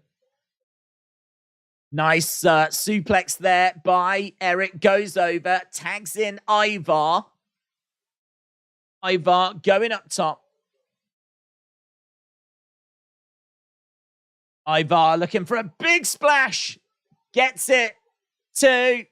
I think the armbands say Dem Boys. I couldn't see what they said, but I think they say Dem Boys. Yeah, look at that. Wow. So, big splash, and it's amazing that Sheamus could kick out of that. So, Raiders making their way. I don't know where Drew's gone. But Sheamus finds himself on his own. He's trying to battle both of the Viking Raiders. Crowds like this make the show better, said Watson. I agree. The crowd are great here. Oh, Ivar comes off the ropes, goes into a knee. There's a Claymore kick. And this is looking pretty bad for the Viking Raiders. Sheamus looking for the brogue. Eric down. Ivar gets booted. Ivar down. And it's a win for Sheamus and Drew. Sheamus and Drew are victorious. So, Sheamus and Drew win with a brogue. Valhalla just screaming on the outsides. That's it's a difficult one, isn't it? It's a difficult one. Like, I didn't want the Viking Raiders to lose. They're a proper tag team. Not like Sheamus and Drew that have just been, like, put together. The only thing I would say is that Sheamus and Drew have known each other a long time. They go way, way back. So if anyone's going to have, like, natural chemistry, Sheamus and Drew, I can absolutely buy that. Both of them have been world champions. Two massive stars. It's not unbelievable that they wouldn't be able to get past the Viking Raiders. It's just a bit of a shame because Viking Raiders, I think, are a good, credible team, and they're a proper team that tag team together all the time. Yeah, but someone had to win, someone had to lose, and it's the Viking Raiders that get eliminated. Right, we did just briefly see the brackets as well, but we're backstage. The show's moving at quite a pace. We got Heyman and Roman. Sami said, "Do we need to talk?" Sami wants to talk to Roman.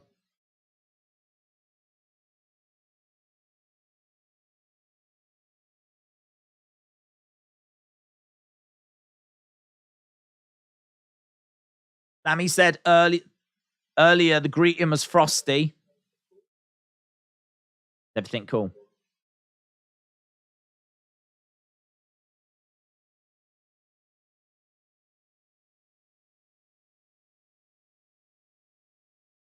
Give it to me straight.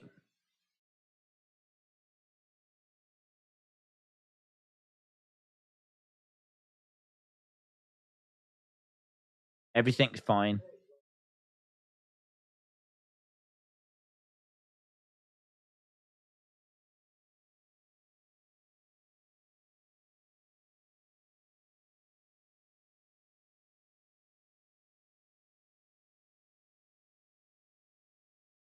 I was about to put him away. I didn't know the Usos were going to be coming out.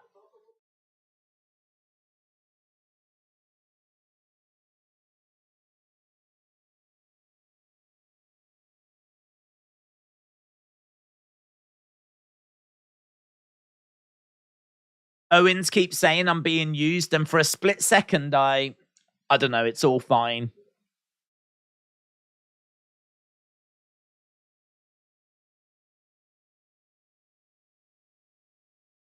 I'm not doing this every week. Get out. Get out. Roman's told him to get out.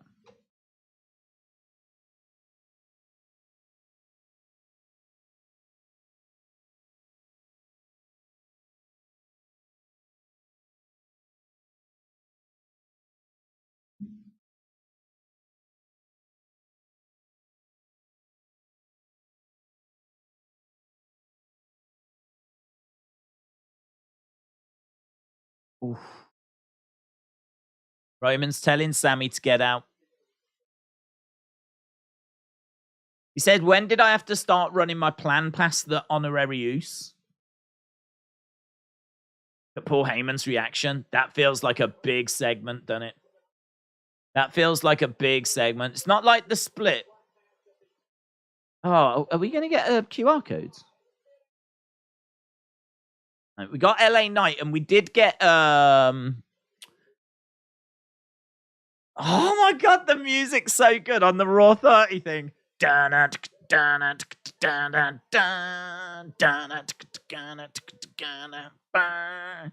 Yes. Yes. Right, big Sami segment, huge Sami segment.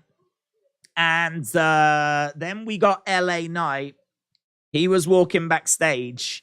Didn't see anything in the background, but certainly saw a Bray Wyatt logo.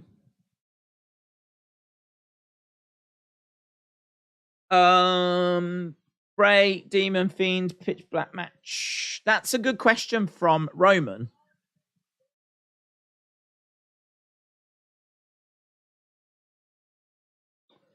I think it's brilliant. The way that it's done, it's brilliant. The only thing I was thinking is like, Roman really should be able to see the situation, though. The situation is that Sami's got someone in his ear that's trying to, put doubt in his mind.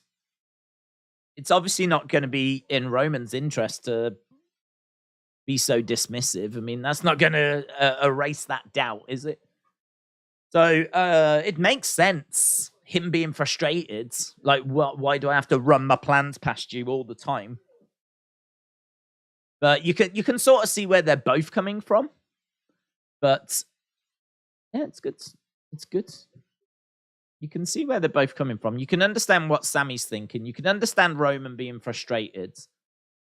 Obviously, this doesn't feel like the right way to deal with it.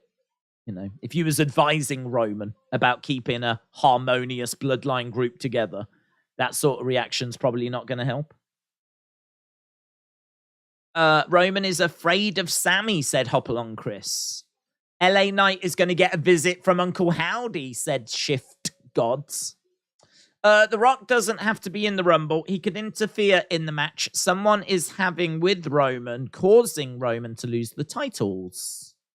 LA Knight is going to get a sign from the Fiend, said Oration Minds. It's coming. I'm not ready for Sami Zayn to be out of the bloodline. Corey said, no Bray tonight. Well, we're expecting him. I got told earlier about rumors of there being a Fun House segment. There was nothing official in regards to Bray, but I mean, he's banging a feud with LA Knight, isn't he? So, and that match is happening at the Rumble. So I can't see any reason as to why we're not going to be getting Bray tonight. I expect Bray tonight. Who is the one wrestler that you've not seen that you'd like to see in a Rumble? Someone that's not obvious. For me, Kozlov or Mr. Kennedy, said Asib. Rick the Model Martel. Do you know Rick the Model Martel, right? He is in his 60s. So I don't know that he'd be able to go into a Rumble. I sort of feel like, why not? It's a bump. Do you know what I mean? We did the... do you remember the gimmick battle royal? That had loads of old people in it doing their old gimmicks and, you know, going over a top rope. Half of them can go over the top ropes on their own and then they just get like nudged and they just fall to the outside. So I sort of feel like the Rumble and battle royals, you can get away with, you know, older people being in those. But yeah, I'd love Rick the Model Martel because he is someone that was quite a decent-sized name when he was, you know, he was in Strikeforce. He was the model. Do you remember when he sprayed the arrogance in the eyes of Jake the Snake? Like, I sort of feel like he was someone that was around a fair bit. And then he vanished. He disappeared. He went. I read that he got into real estate and started doing stuff in that world. And he just completely closed the door on wrestling. He's not off with wrestling. He's not had a massive falling out with anyone, but he's just moved on. But like, imagine if he was coming down with the arrogance and everything. Like, he's a proper legend. He's a proper old school, was constantly around kind of a name. I'd be very excited for that. Or Psycho Sid Justice. Mentioned him before. He's still around. You know, I'm always going to lean to the older generation. I'm always going to go like maybe a bit too far back, to be honest. Maybe, you know, maybe, I saw that Rick was in his 60s and I was like, that's all right. Perhaps I shouldn't have been, that's all right. Perhaps I should have been, no, that's too old. But if it's not in the 80s, I think it's fine. Right, we got Raquel Rodriguez in San Antonio in my first ever Royal Rumble.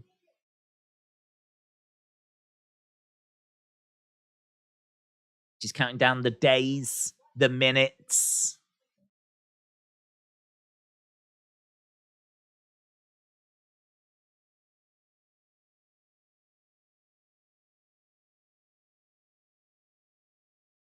Okay.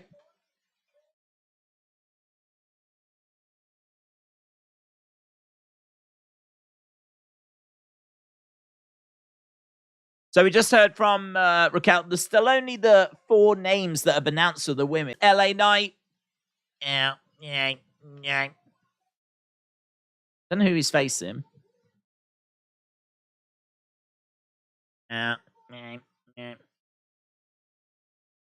LA Knight making his way down to the ring then.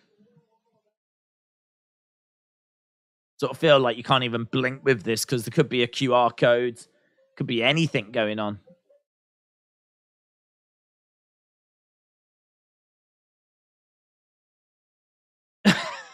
We've never seen this match before. We've got no idea what the rules are. Oh, brilliant. Thanks, WWE. Who booked it then? How do you book a match and you don't know what it is? How have WWE booked a match that they don't know what it is? LA Knight said, can someone help Bray figure out what's going on?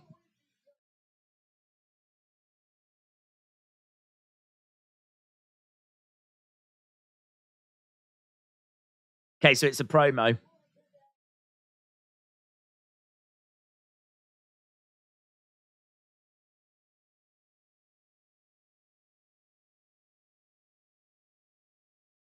Yeah. So, can someone help Bray figure out what's going on? 1 week he's saying he's not Uncle Howdy. Next week he's saying he is Uncle Howdy. This is LA Knight's game.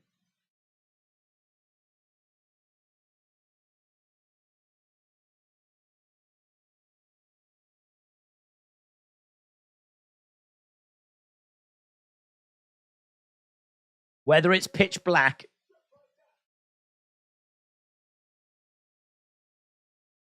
or broad daylight, he said that he's going to beat him.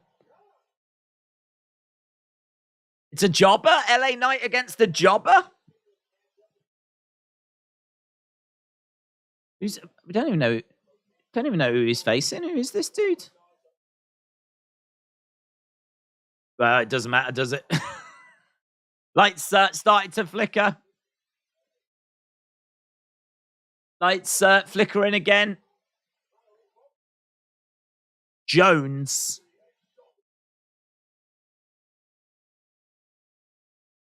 So there was obviously lights flickering, and is he going to get the win? 1, 2. There we go. LA Knight wins.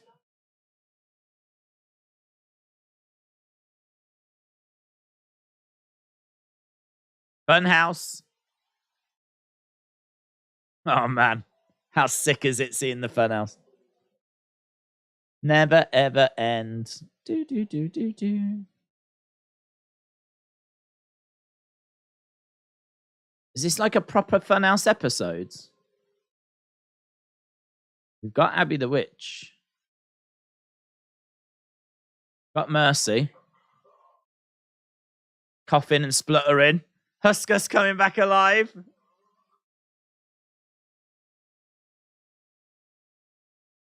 Dude, we're back. Funhouse returns. Bray's fixing up the Funhouse. Oh, this is awesome.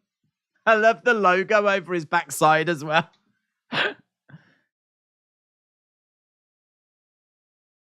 Welcome back to the Firefly Fun House. Yay! Pardon the dust. It's been a while. Amazing.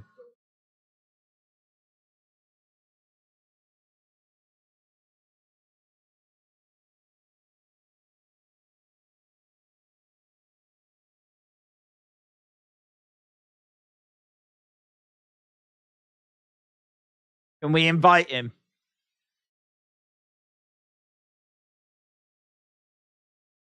Shut the F up, said Abby.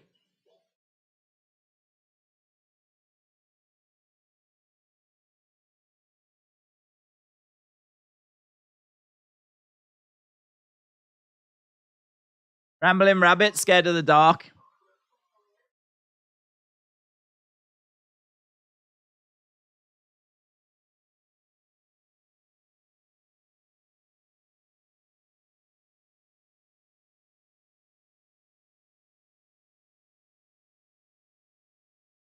What kind of ding-dong names their son Los Angeles Knight?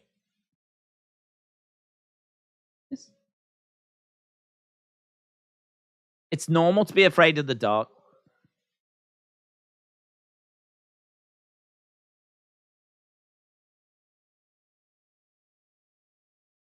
Where things hide under your bed.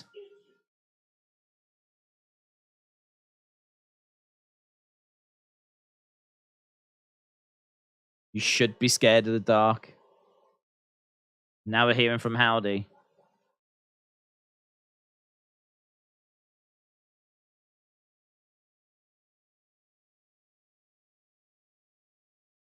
Lots of images on the screen.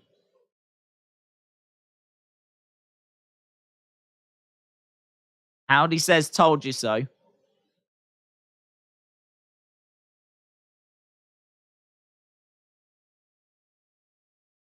All you needed was a little push.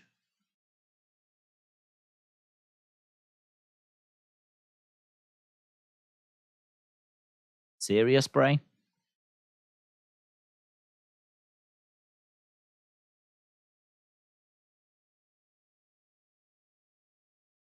You open the door, and now what comes through it is your problem.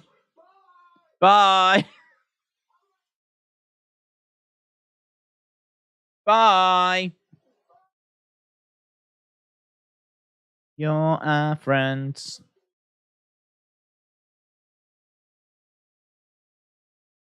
Dun, dun, dun. Oh, wow. It's great having the Funhouse back. The superstar. Bray is the Fiends. Funhouse is back. I'm not into this. I have to imagine this divides wrestling fans. Yeah, I would imagine so. I think Bray always has. I think we're at a point that's interesting, though.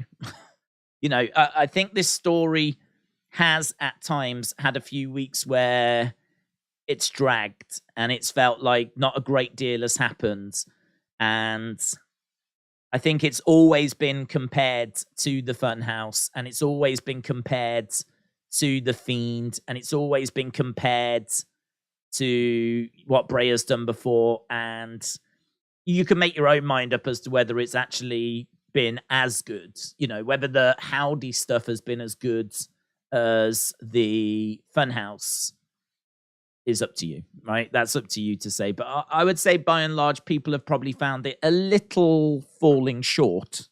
Probably not quite the same level, you know? I mean, the Funhouse was so exciting. The Funhouse was so different and vibrant and colorful, and the puppets, and there's like loads of deep meaning to things. Just trying to work out who Uncle Howdy is, and I don't know, the mysteries haven't been as great. It hasn't been as colorful. I think the White Rabbit was as good. I think White Rabbit was as good as Funhouse. But it sort of feels like maybe since Bray came back and the story about Uncle Howdy, that wasn't quite as captivating.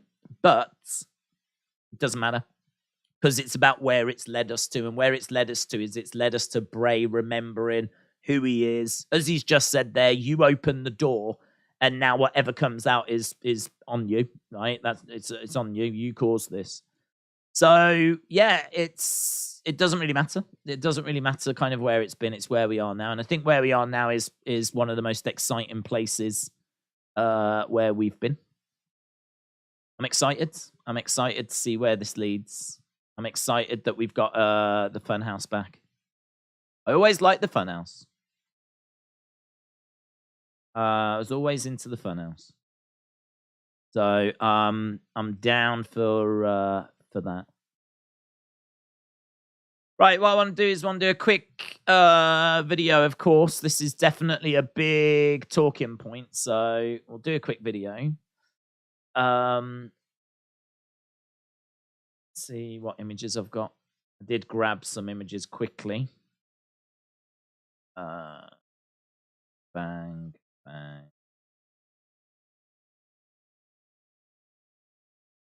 And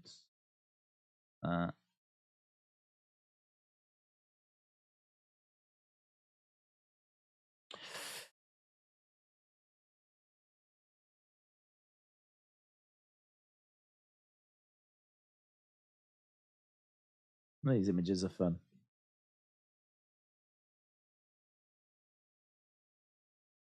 Massive segment coming out of SmackDown. So LA Knight was in the ring. He cut a promo, first of all, saying, can people help Bray out? He doesn't seem to know who he is. 1 week he's telling me that he's not Uncle Howdy. Then the next week he's telling me that he is Uncle Howdy. Well, I know who I am. I am LA Knight. And, you know, he kind of then started talking about the forthcoming Pitch Black match. It didn't spend long doing a promo, and then we went straight into this match against the Jobber. But of course, whilst this match was happening, we would have some interruptions. You can see here the lights going out and Bray's logo showing up on screen. LA Knight didn't take long to get the match completed. He would be successful. He would get the victory. But then what we got was the Firefly Fun House. So we got the Fun House intro, and we actually went over to the Fun House. Here you can see Mercy the Buzzard waking up from his slumber. All the other puppets would wake up as well. And we saw Bray, who was knocking together like a few repairs. They actually put the logo over his backside because he had a bit of a builder's bum, which I thought was funny. So there was a bit of humor in this Fun House. And basically he was talking to Ramblin' Rabbit. Ramblin' Rabbit was saying that he really likes LA Knight. He wants to invite him to the Fun House. Abby told him to shut the F up. Ramblin' Rabbit then admitted that he's a bit scared of the dark. And Bray basically said, you know, you're right to be scared of the dark. It's normal to be scared of the dark. That's where things hide under your bed. Like, you should be scared of the dark.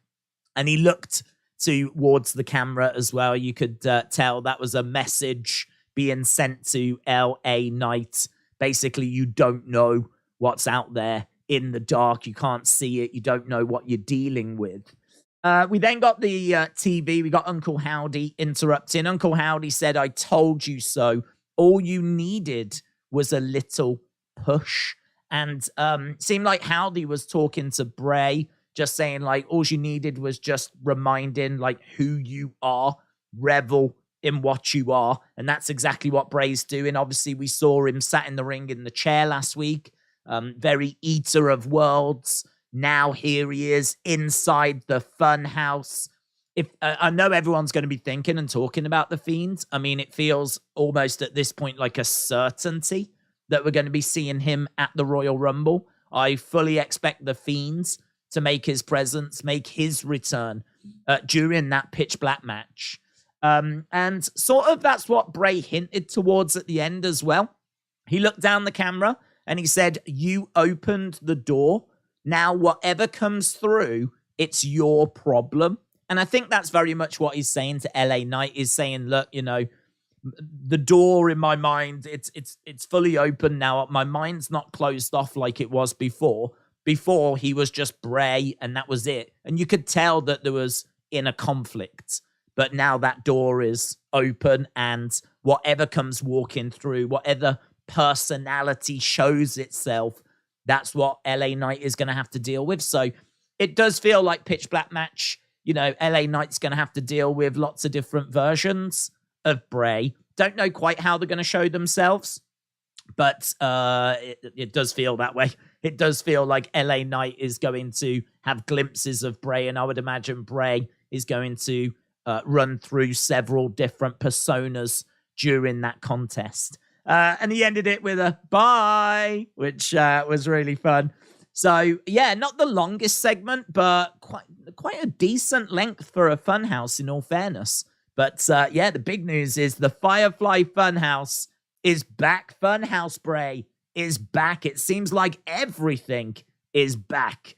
Maybe even the Fiend, but we've just got to wait a little bit longer for that. And I think that shows itself at the Royal Rumble.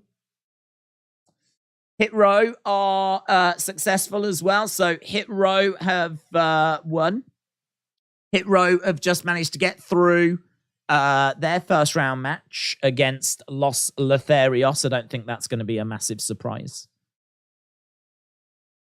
Hit Row beats Los Lotharios. And I think now we're just looking at Cody. Hit Row. Right, we're just looking at Cody. Obviously, we know that Cody's on his way back. Hit Row, by the way, they're going to go and face Drew and Sheamus in the next round. Brawling Brutes against Imperium. We've got that match coming up also. But as we said, right now, we've got Cody Rhodes. Just one of those video packages in regards to what he's been up to. I feel really good about him winning the Rumble, not just being in it, but winning it. And I know many of you do as well.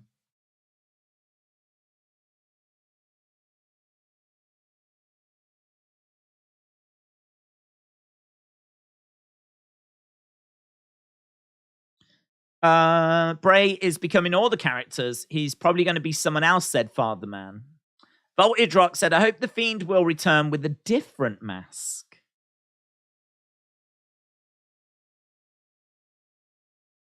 Well, it's is on the way in the Fiend. It very much feels that way.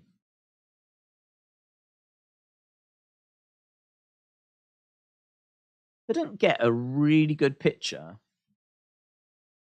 I don't know if there was one actually of all the puppets and everything. I don't know if there was one. Have a look on Twitter, see if there is one. The builder's bum thing is funny.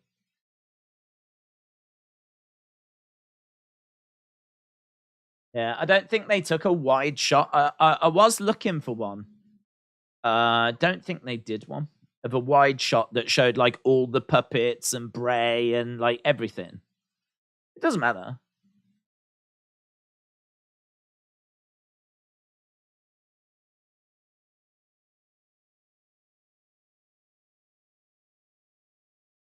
Okay. Look.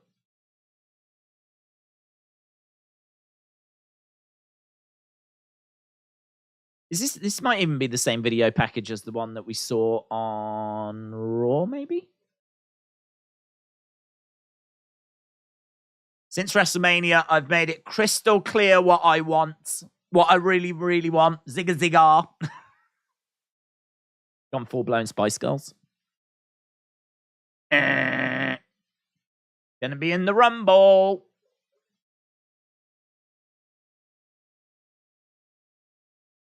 It is official, the return of the American Nightmare. So we come towards the end of that video package. Coming up next, we've got Flair for the dramatic. She's in a feud at the moment with Sonya Deville, isn't she? So don't know what that's going to be. Going to struggle to be as captivating as what we just saw.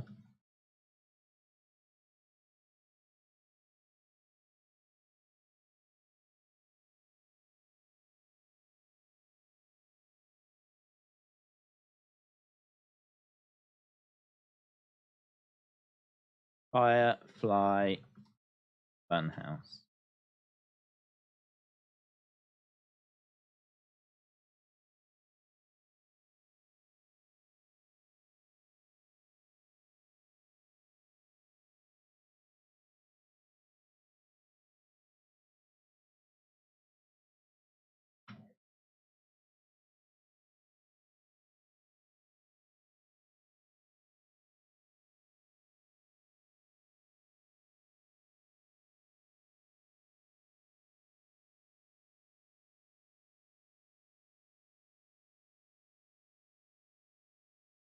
Nice.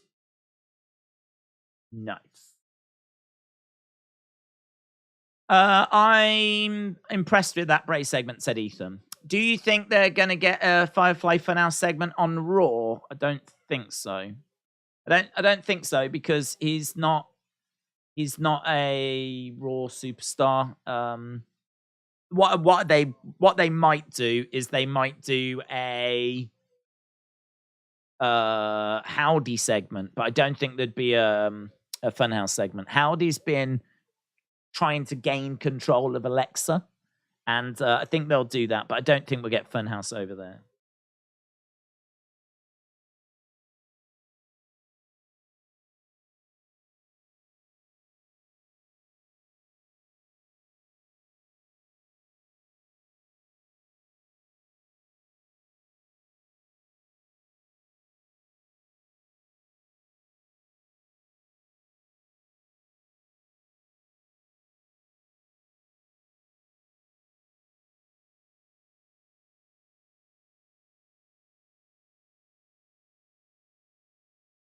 Fiend on the way. Right, we are at commercial break. Is it? Oh my god, can't believe the time. Feels like we're about half an hour in, but it's almost half time scores, you know.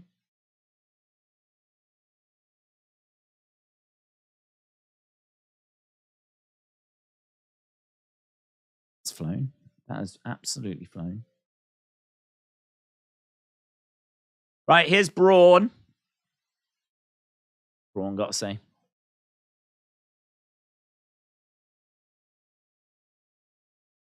Braun's talking about being in the Rumble.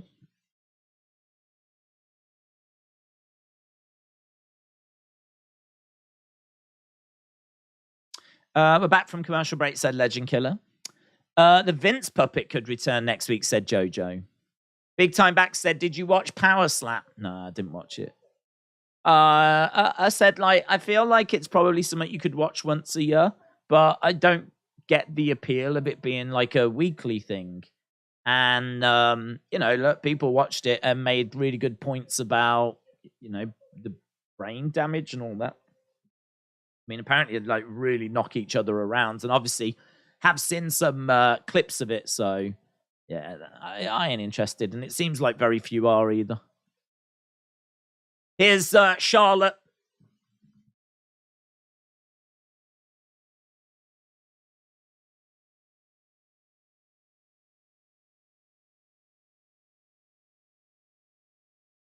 Charlotte making her way down to the ring with the SmackDown Women's Championship.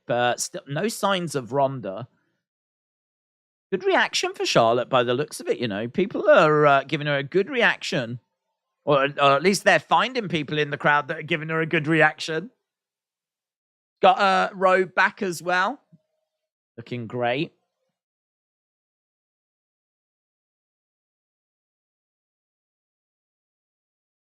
Boo Charlotte. Do you think Alexa will interrupt the Pitch Black match, says Kyle? There's maybe a chance of that. It's not top of my list of things. I think like the different personalities of Bray, I think is almost a certainty. So I think we'll be getting all of those. Will they give us all of those and give us Alexa? They could do, but I wouldn't be surprised if they just focus on the different personalities. And maybe just continue the slow build with Alexa.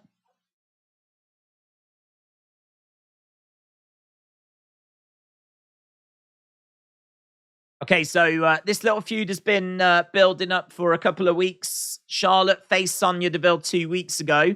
Last week, Sonya attacked Charlotte backstage. They got into a big brawl. So Charlotte looking great. Charlotte is the second dirtiest player in the game, said Hopalong Chris. They didn't keep Cody secret because they said most people had guessed he'll be back and they're happy with the surprises they've got, said Officer Clusternut. How many entrants have they announced for the men's rumble? It's about 20 odd, I think. Quite a few. Okay, Charlotte woos into the microphone. Looks like we're getting a promo. That seems to be wrestling attire, though.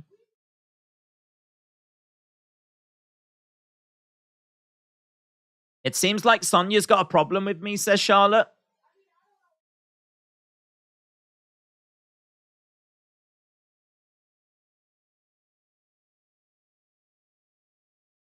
You've got a problem with me?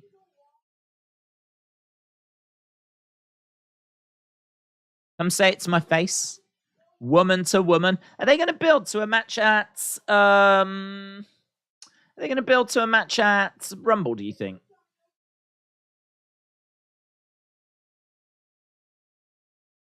Detroit would love to see... that's probably debatable.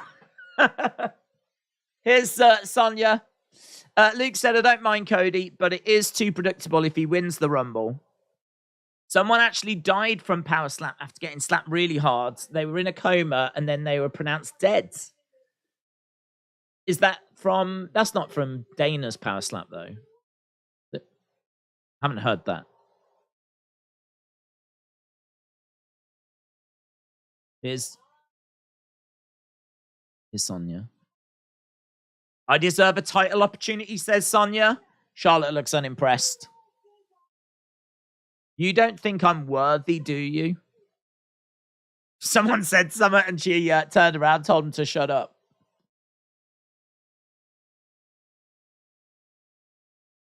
Sonya getting into the ring.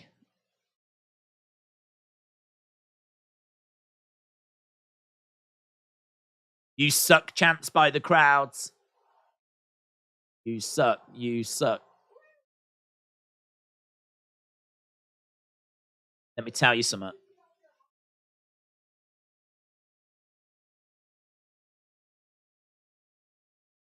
I'm a star. Every time I walk through that curtain, I'm a star. Every time I speak, you shut your mouths and listen. It's another dude dressed as Macho Man. What's going on? I just saw that dude. He's dressed as the snap into a Slim Jim Macho Man.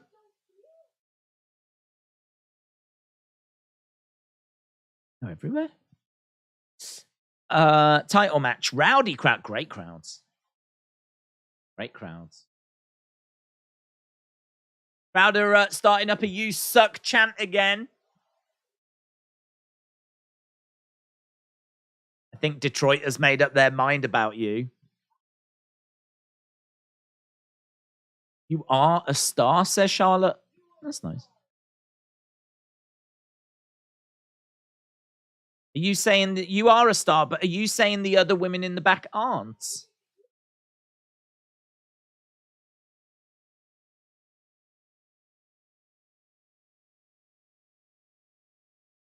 You think that title matches are owed to you, says Charlotte.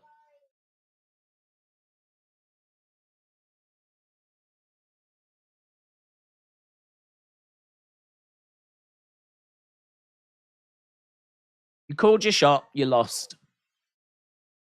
Must admit, this isn't the most engaging of feuds. Not like Sonya has been running through people and killing people. Like, she feels very much like a stopgap opponent, doesn't she? I wonder if this has been thrown together a little bit last minute.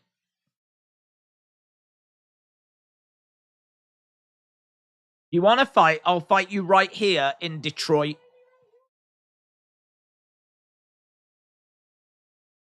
You want to fight me right here, right now?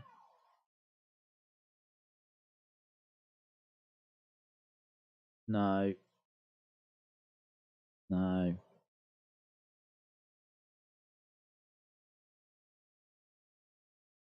Why would I do that when there's nothing in this for me?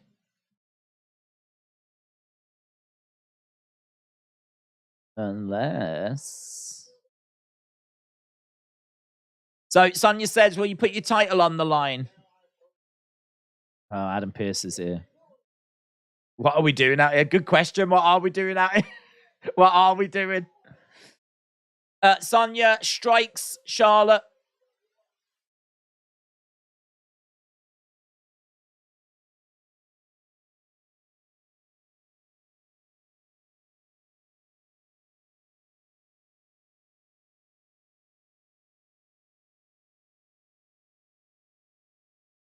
So Sonya wanted a match. Charlotte gave her one.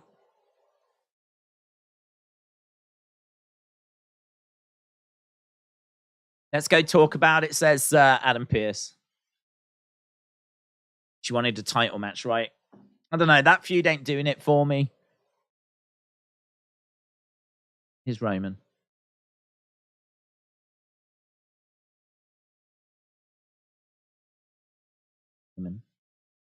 My tribal chief.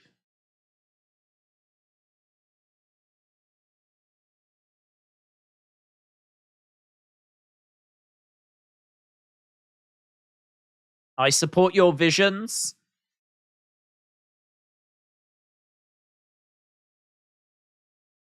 Heyman's trying to give Roman advice. That's your wise man. Perhaps. Take into your ruthless consideration. Isn't it better? Because we're about to sign a contract. Defend a title against Kevin Owens. That when it comes to Sami Zayn, maybe better. It's better to have him in the castle.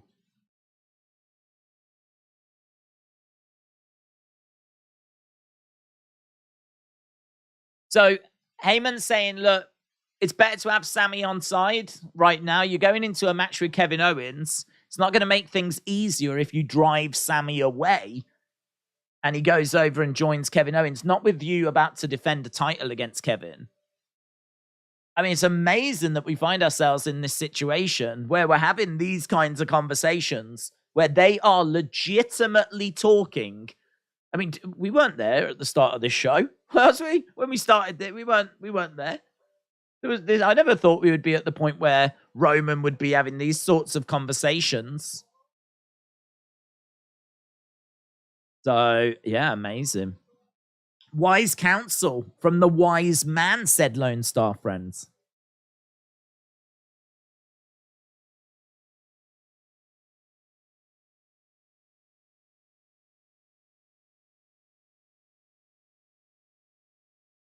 So, better to have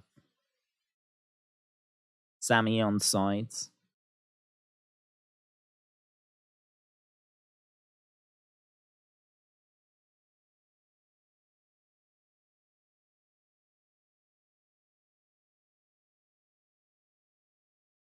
Boom. Thoughts on Warner Brothers blocking AOL from doing tributes to Jay Briscoe? Tony wasn't going to bite the hand that feeds him. Yeah, I mean, if that's what it was, then, you know, I can't really blame Tony. We were talking on Wednesday about how you can have a pop at Tony for quite a few things. But I think one of the things that he does very well is pay respects and be respectful. If anything, he's too respectful. I mean, when he signs new wrestlers, he holds on to them like he's clinging onto a life raft. Like, I think he genuinely does respect the wrestlers. I think his respect for the business is not in doubt. I don't doubt for a second that he doesn't respect the wrestlers and respect the business. And I think that even the biggest AEW hater must admit that the way that they dealt with the Brody Lee passing and situation was just, he couldn't have done better. I mean, the support he showed the family, everything he's done, -1, all that kind of stuff. You know, whether -1 should be on TV, you know, as often as he has been or not, I mean, that's a different conversation. But the support that he's shown that family and whatever has been, you know, incredible. So I think I don't have a doubt that he wouldn't want to be doing the right thing and showing the support. And, you know, as we said on Wednesday, I think that's why he tweeted out during the show, we're doing a thing after, you know. I think he was aware people were waiting for more tributes to Jay Briscoe. And that's why he sent the thing out going, look, this is what we're doing. And we're going to do it after the show. And I think, yeah, he probably was in a situation where his hands were tied. So I think he dealt with it probably the best way he could, to be honest. BDB said, what if Sami signs the contract instead of Kevin and they are friends again? Well, it's going to be really interesting to know what Sami's mindset is. Because, I mean, he's just been kicked out. You know, everything that Kevin Owens has been saying is ringing true, isn't it? So I don't think it will have dawned on him yet, but that seed of doubt is growing. It must be. Okay, we've got Lacey. You will capture titles. You will make every woman tremble in fear.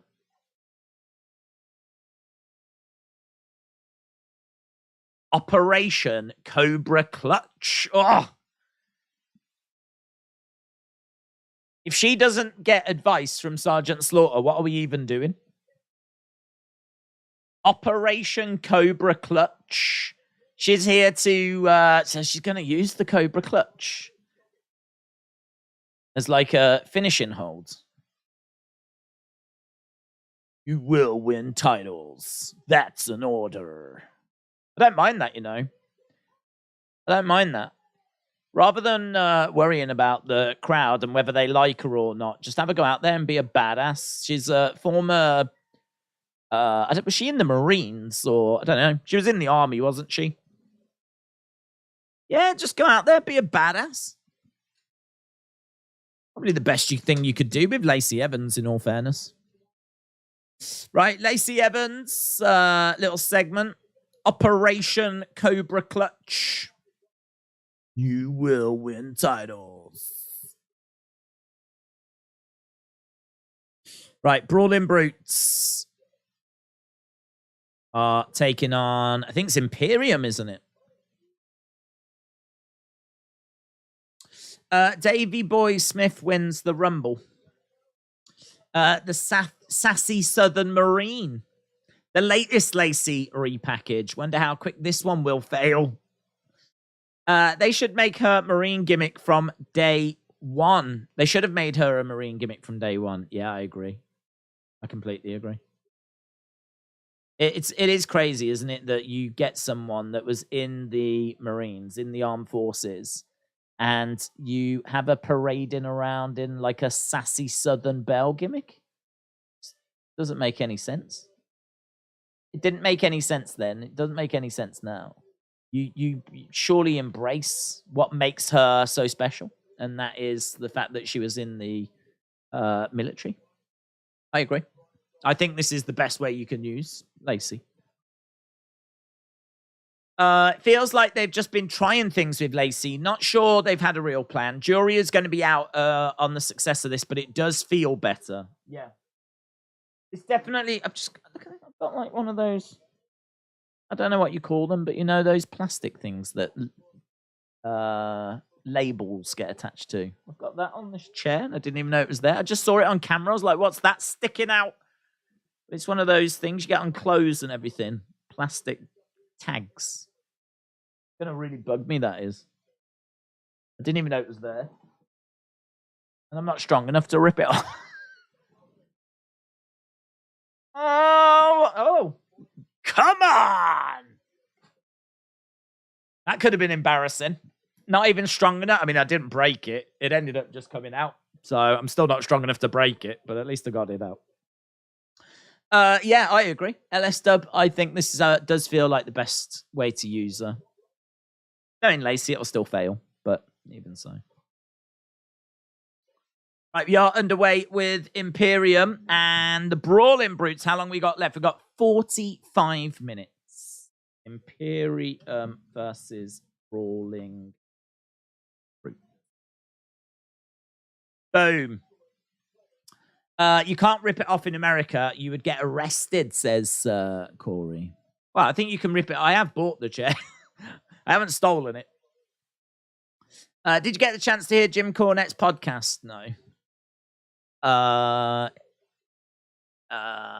Crying Sami also donated 2,000 to the family. That's lovely. Jake said, do you think Butch will go back to Pete Dunne gimmick? Well, I don't know. I mean, I sort of feel like if it was going to happen, Triple H would have done it, wouldn't he? Why hasn't he done it? Does he not like good things? I mean, Pete Dunne was awesome. Butch has not been awesome.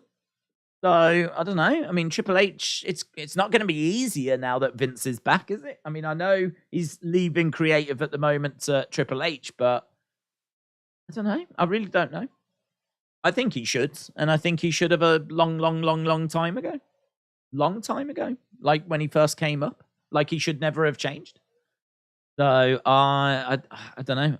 I've got doubts that he's going to go back to it. Because he hasn't gone back to it.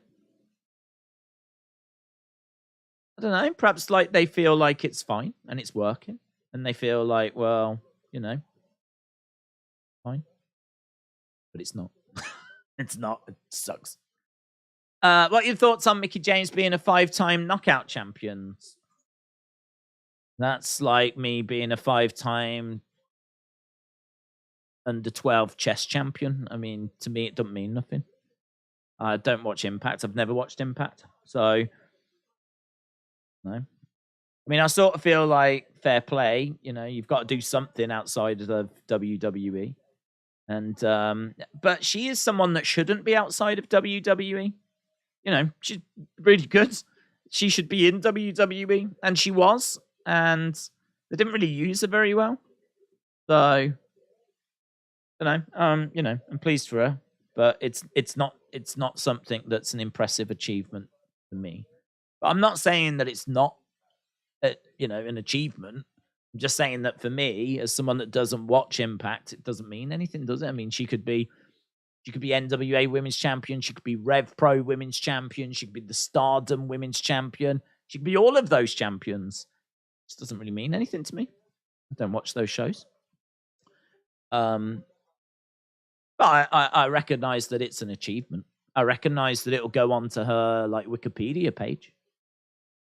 I do think that way sometimes. You know, I do think like, you know, what does the Wikipedia page look like? You know, what if you win a Rumble, it goes on there. If you win Money in the Bank, it goes on there. They put on Wrestling Observer Awards as well on there and stuff like that. Slammies go on there as well. Believe it or not, if you win a Slammy, I mean, Slammies are some of the most ridiculous awards given out in any industry ever, but they still go onto your Wikipedia page. Best Kiss for 2013. If you win the Slammy, would go onto your Wikipedia page. So I don't know. I suppose it looks good, doesn't it? There. Peyton Royce gave birth to her first child. Sean Spears tweeted it. Oh, that's good. Sean Spears became a dad. His son was born on Tuesday. That's good. You should check out the Impact highlight show. It does a good job, and it's only about 10 minutes. Oh, well, maybe I could do that. I'm not against Impact. I'm not like an Impact hater. I don't watch it, so I can't give an opinion. I know that. I mean, all I ever heard about TNA was just bad stuff. I mean, TNA, for those that weren't into wrestling at the time, when TNA was around, it was a bit of a meme for bad wrestling. I'm sure it wasn't. It had fans, and I'm sure there was some good stuff happening, but TNA had a bad reputation. Impact doesn't really, to be honest. I think it's still got a hangover of TNA. I think because TNA was so kind of had such a bad reputation, I feel like that has definitely bled over to Impact. But I hear quite a bit of good stuff about Impact, so I'm sure it's all good. I'm sure it's good. 10 minutes. I'd watch that. I'd watch a 10-minute thing just to see what's going down in Impact Town. Maybe I'll start doing that. Rolled through by Butch. Santina Morella is on TNA. Impact main event was great. TNA was great, said Moolah. Mickie James has got a nice figure. Don't they actually kill wrestlers in Impact? I hope not. Impact's great. There's a reason I spend $4.99 on YouTube that I don't for other. Well, hang on. If I got to spend $4.99 to see this 10-minute highlights, I ain't doing that. If it's available for the casuals, I'll do it then. 10 Lacey repackages out of 10. TNA had an okay run with Sting, Angle, AJ, Booker, but then the wheels did flow off, said Jono. Impact is 100 times better than AEW, said Paul. TNA was awesome before Hogan and Eric went there, said Corey. Yeah, I think there was like quite a lot of change, wasn't there? But I think they did go through quite a few different stages. But I mean, like, you know, there just seemed to be a steady trickle of just really embarrassing bad moments coming out of TNA. You know, like the Jeff Hardy moment, for example. The was it Shamel match? Shamel? Remember that women's match? I mean, I didn't even watch TNA, but I know that that's regarded as one of the worst wrestling matches ever. And was it Team 3D with an electric fence? And when they would grab hold of the cage, there'd be like you remember Nails when he used his shock stick and there'd be a noise piped in. I think they were doing stuff and they were having to like pretend being shocked. I think there was stuff like that going on. So it just seemed to be a fairly consistent stream of awfulness for a while. But I've no doubt that if you actually watch it, there'd be some good stuff in there as well. I mean, LA Knight came out of there, and Samoa Joe came out of there, and AJ Styles came out of there, and Christopher Daniels was in there. And I mean, like, the list goes on and on and on about some of the great talent that was in there. But it just seemed to be that the stuff I was seeing was more about the dark side of TNA. Right, we're underway anyway. We've got 38 minutes to go, and we have Butch with a top rope enziguri. Big boot there as Giovanni Vinci goes down. Ludwig Klein in the ring. Vinci, catch him, Butch. He's got him up. Ooh, suplex on the outside. Little bit of a brain buster. I think he did suplex him before it was a brain buster, but it was sort of close. Imperium. Kaiser. 1, 2, 3. And Imperium get the win. Imperium progress. Brawling Brutes are eliminated. What if the final had been Sheamus and Drew against the Brawling Brutes? Imagine that. That would have been sick. But it's not happening, so forget that. Stop imagining it now, because it's not happening. I'm going to go to Raw on Monday, said Connor Gamer. Wow, you're lucky, man. Of all the Raws to go to, that's going to be one of the best. I mean, it's just a who's who legend-wise. And cage match, Bailey, Becky. Going to be good. And the Acknowledge segment as well. So, Imperium get the dub. Oh, here's Sami. Sami backstage is looking a bit dejected. Here's Heyman.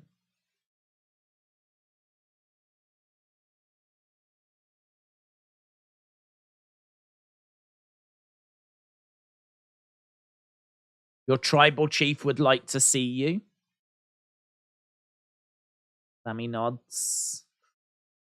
These feel like they're big segments, man, don't they? These feel like big bombs of segments that are just being dropped throughout the show. It's a really good SmackDown, this is, you know. It's a really good SmackDown. It's a good SmackDown because we've got tag matches that actually matter. They're all part of a tournament. We've just had Bray going back to the Firefly Fun House. Got these big Sami Roman segments just being dropped throughout the show.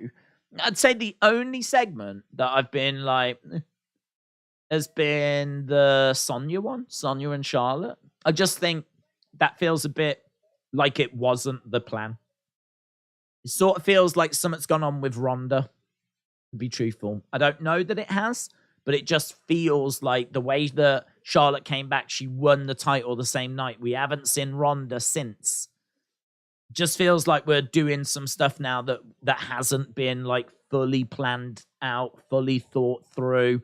It just feels like we needed to quickly get the belt onto Charlotte. We did that. And now we need a feud for Charlotte. Who have we got? Let's go with Sonya. Because like Sonya's just not been built up. She's just not a threat. She's not someone that we look at and go like, she could win the belt. And if she did win the belt, no one would care. So, like, that's the only thing that's a bit...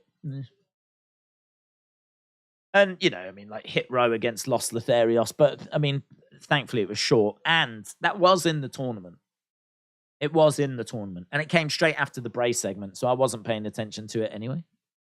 I just know that Hit Row won. Lovely. Best place to put a Hit Row segment. Put it straight after a Bray one when we're all distracted and we're thinking about what's just happened. That's when you can put Hit Row out there.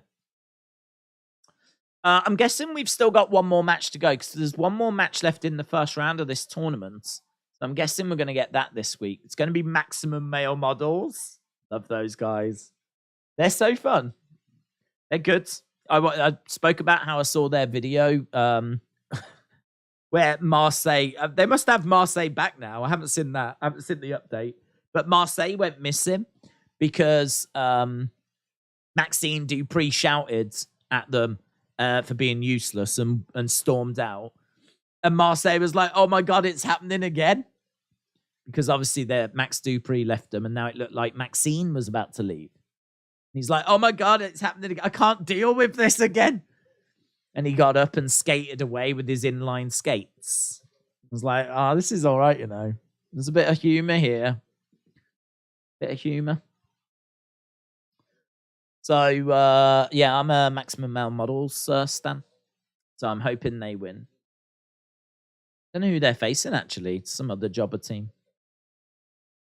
Right, slip that Hit Row in after Bray. We're all thinking and not paying attention. Do you remember TJ Perkins? He had potential to be a great heel, says Dylan. I do, yeah. He won the Cruiserweight thing, didn't he? He came out to good entrance as well. I remember he used to have like a gaming entrance. Like an 8-bit kind of gamer entrance. That was quite cool. It was kind of a cool intro, entrance and everything. It's just they never got behind those Cruiserweight guys. I mean, if you look at Cedric Alexander and you look at Mustafa Ali, you know, Buddy Matthews, he's gone. Who else was there? Drew Gulak. I mean, none of those Cruiserweight guys have fared well. Can't think of a single one. I mean, at least Mustafa Ali is still there and Cedric Alexander. But the person that won it, TJ Perkins, he's gone. I think he beat Gran Metalik in the final. He's gone. Lindsay Dorado, he's gone. Jack Gallagher, he's gone. I mean, there's a long list of people that were around for that tournament that have gone. I never needed you at all. I never needed you. I'm number 1. Shout out to you, my friends. Hope you are well. Appreciate the support. Hope you're enjoying Smackdown. They're just talking about Raw 30, episode 1.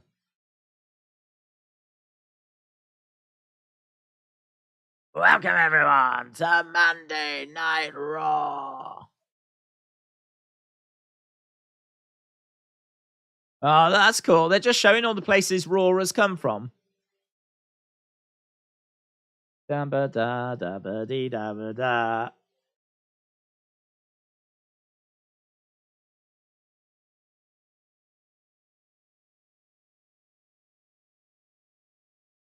All the different intros and logos. And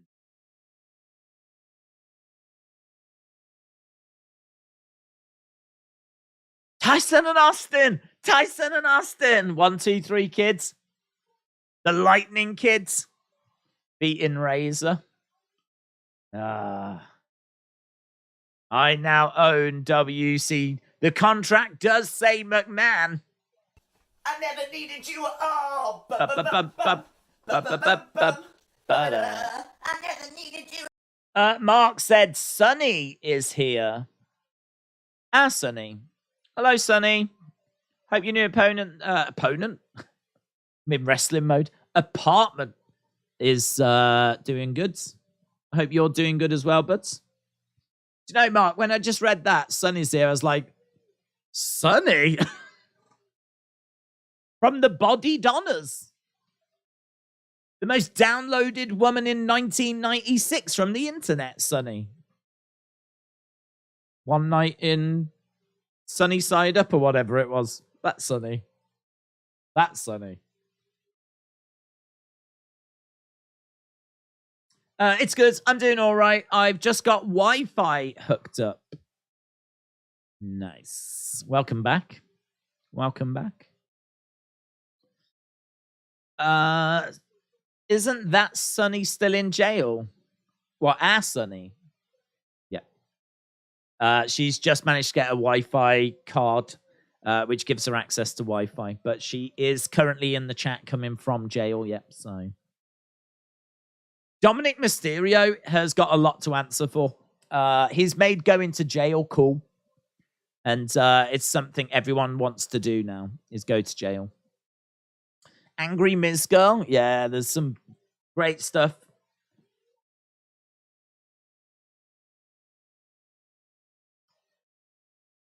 Have a nice ride. Braun tipping over the production truck. Raw is Jericho. Didn't expect them to show Jericho. Didn't expect them to show that. Raw is Jericho. Shield being turned on.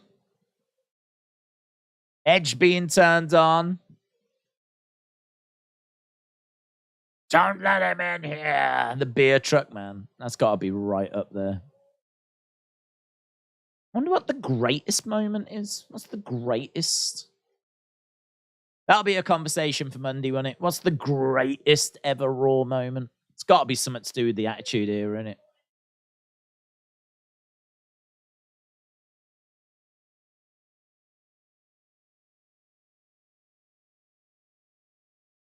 Three huge matches.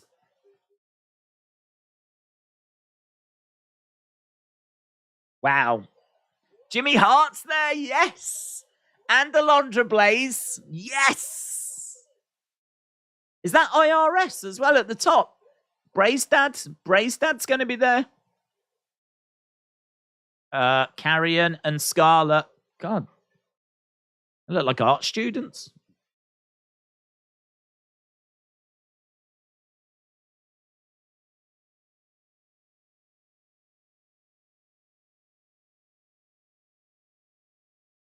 Normally I get really amped up before a fight. But tonight, not so much.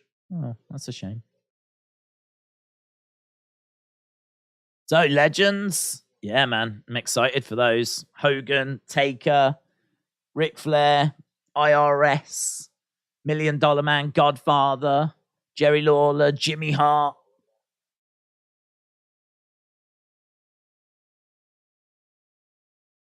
I feel sorry for Carrion. He's trying to do like a bit of a dark thing, but it's hard to do that when you got Uncle Howdy and Bray on the same show.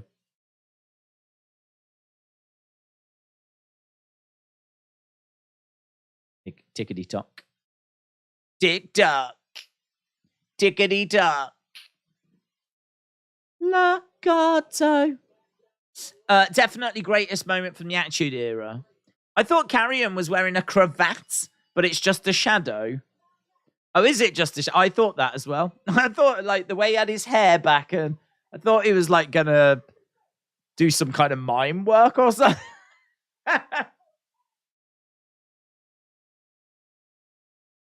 Yeah. I thought it was a new gimmick for him.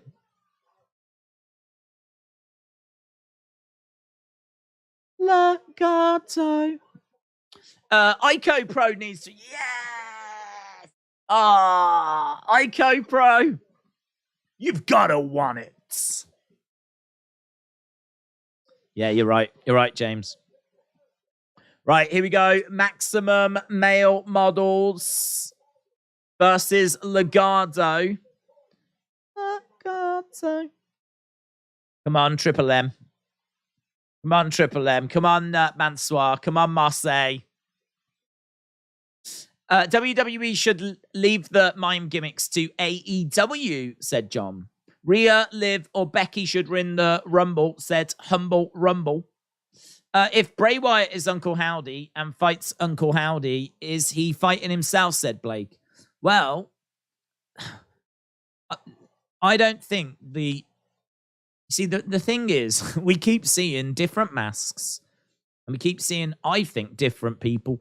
I don't think the person that attacked LA Knight backstage, the person that was in that mask in the... Do you remember when he went and found the T-shirt and then he turned around and there was someone there? I feel like that was Bray. And I think that there's been other times that it's been Bray. But clearly it's not Bray when Uncle Howdy's in the ring standing next to him. So it's hard to know exactly what's going on. But for me, I think that Bray has played parts in, you know, attacking LA Knight and being that person. But there's clearly someone else there as well, which I think is Bo. So I haven't always thought that it was Bo. You know, at times I've thought it was Vincent and whatever. But I feel, you know, quite content that Bo is involved in this story and is a part of it. I still think that Bo could also turn out to be that person with the owl mask. But it's really hard to know, like, who's doing what. It all feels quite fluid. I don't think it's as simple as Bray has always been Bray and Uncle Howdy has always been Bo. I don't think it's as simple as that. It feels like we're seeing different masks, different people, different body types. It feels like there's quite a bit that's going on here. And, you know, I'm looking forward to seeing it get revealed so that we know once and for all what's actually happening. But the end of the day is, if they do Bray versus Uncle Howdy, I think it'll be Bray versus Bo. I think it'll be Bo as Howdy. But Bray doesn't seem to be resisting Uncle Howdy now, does he? This is what I was saying before. Like, that Uncle Howdy rumor, it came from a Dave Meltzer conversation. And Dave Meltzer was talking to Brian Alvarez, and they said that they thought it was heading that way. Not that it was actually heading that way, but that they thought that's where it was going. And then, you know, all these dirt sheets pick up the story. Dave Meltzer says that we're going to get, you know, this and versus this, and everyone takes it as fact. But he wasn't reporting it as fact. It was an opinion that he had, that he thought it was going that way. So we might not even get Bray and Uncle Howdy. It might not be WrestleMania. You know, that might not be the plan at all. Here they are. Maximum Male Models. Marseille is back. Come on.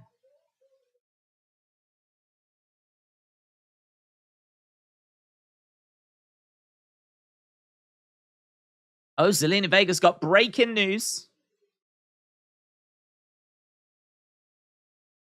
Oh. Legado are going to win. That's the breaking news. And Zelina is going to enter the Women's Royal Rumble. There's Mansoor going against the ropes. Oh, nice. Good work by Mansoor. Back elbow. We've got 20 minutes to go. Of course, our main event is going to be that contract signing on Maximum Male Models. I'm calling my shot now. We get The Fiend on the next SmackDown and a brand new White Rabbit gimmick and the White Rabbit music at the Rumble, said runners. Here's Marseille. They're tipping over one of Legado. Marseille's got a good size to him, hasn't he? Against the ropes. And they pose. And the crowd boo.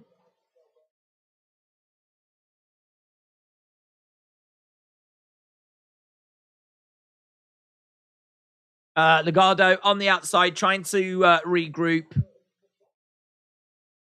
Zelina said Legado is above Maximum Male Models in everything. Not in fashion. Or comedy.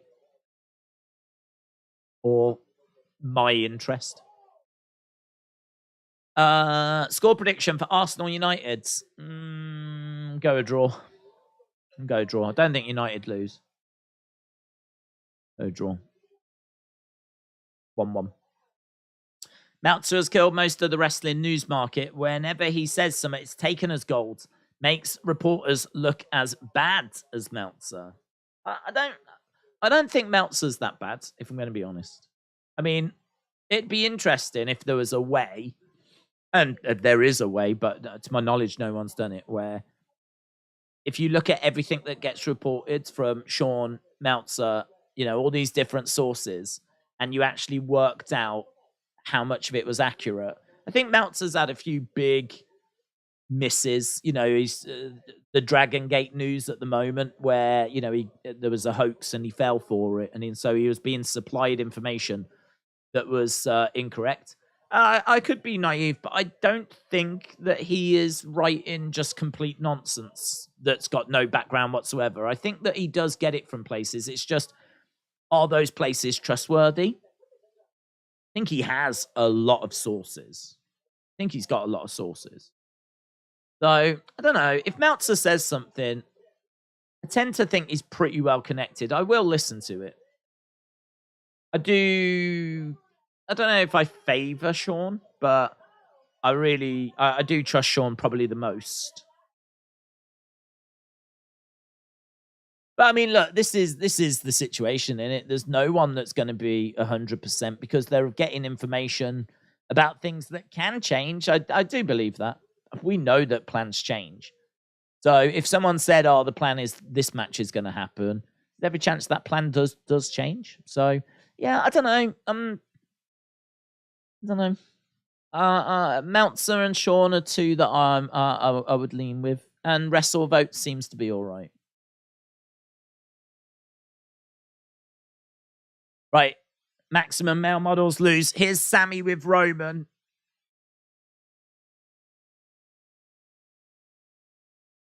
Look, no secret. I've got a temper.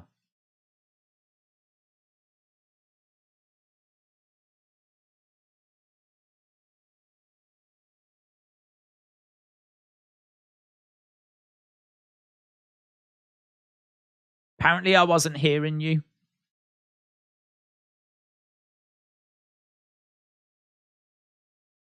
You want to be part of the game plan? Sami's loving this.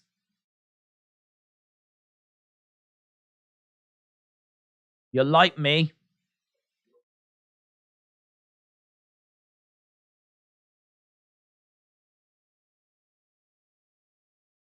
Yes. Exactly. Thank you so much for understanding. I expected the worst when I walked in here.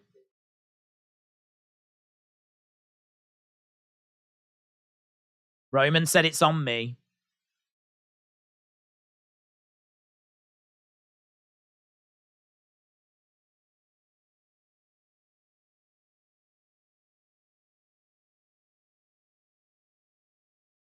Sometimes I just expect the same amount of love and loyalty that I give out.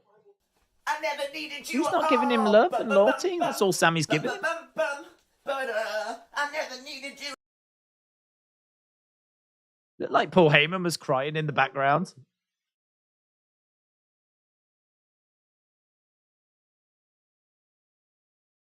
Yeah, why has Roman said that? That he just expects love and loyalty? Sami says, just tell me what you need and I will do it.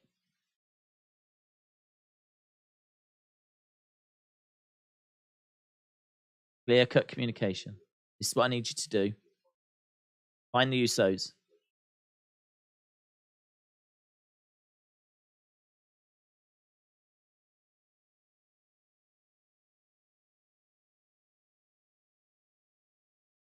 Roman tells Sami, get the Usos, get the SUVs, tell the pilot.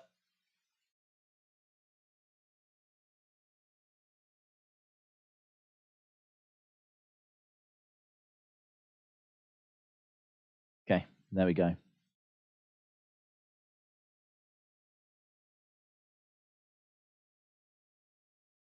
Okay, it's interesting, isn't it? It's interesting. Right. Hollywood guy, shout out to you, my friends. Sorry, I was just watching the end of that segment. Days, sad to hear about Jay Briscoe. And Vince uses his money again to hush everything up. He never learns. Yeah, Jay Briscoe, horrific. I mean, that news broke as we were doing our NXT stream, completely derailed that stream. Which, you know, who cares? But like, yeah, I mean, that was a tricky stream, to be honest, because we could have stopped it, because there was no way really of focusing on anything else, obviously, other than that news. It was kind of nice, to be honest, that we were able to be a bit more positive on the Wednesday stream. And, you know, I think I actually really appreciate AEW giving us a proper show. Like, I do think there should have been more. I do understand that Tony's hands were tied because I think it was the networks that wouldn't allow him to do more. But it was nice to focus on the wrestling and, you know, have, I don't want to say a distraction, but, oh God, it was, honestly, the amount of stuff I was being tagged in, it was just any update, and no updates were good. You know, the news about how it happened, obviously the news about his daughters, just all the wrestlers that were sharing their thoughts, condolences and everything. And it's, yeah, I mean, honestly, it's been heavy. It's been heavy stuff this week, hasn't it? And I think even as fans, we've needed distractions. So yeah, just awful news. And, you know, you feel for the kids, don't you, that have now haven't got a dad and everything. So there's nothing I can say to that other than what's been said. Absolutely horrific. You wouldn't wish it on anyone. And, you know, it's clear how many people he touched. So many great tributes coming out to the Briscoes. It's clear just how loved they were, you know. In regards to Vince, yeah, more hush money paid. I mean, the only thing I'd say with that is we'll never find out the truth, will we? We'll never find out. I mean, if these women are going to take that money, then it doesn't go to court. He never gets, you know, he never gets found guilty of anything. It just all goes away. So you can understand as to why he would do it. It's you know, it's well worth him spending that money to not even if he's innocent, you know, not run the risk and not have it dragged through the courts and, you know, all this kind of stuff. So I don't know. It's bad. It's all bad. I don't know what the truth is there, but I mean, it's really soured things, hasn't it? You know, how I feel about Vince now is very different to how I felt about him before. Before, he was a ruthless businessman who you knew cut some corners, but and there had been stories. You'd heard rumors about this stuff, but it was so in the past and nothing had ever come of it. You just didn't know quite what didn't know like how serious it was. How serious were those? Well, the allegations were serious, but how true were they? And like, wow, just the volume of them that have come out, you know. Heavy stuff. Wrestling used to be fun, didn't it? Used to be fun. Right, where are we with this poll as well? Because we've had 1,265 votes. So will The Rock show up on Monday? 53% of you have said yes. 47% have said no. 9. But so it seems pretty much 50-50.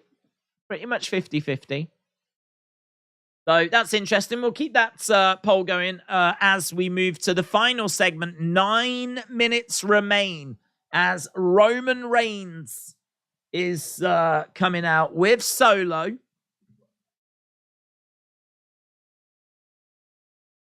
$873 days. 873 days. If we want to get to 1,000 days, We need less than 130 days. That is it.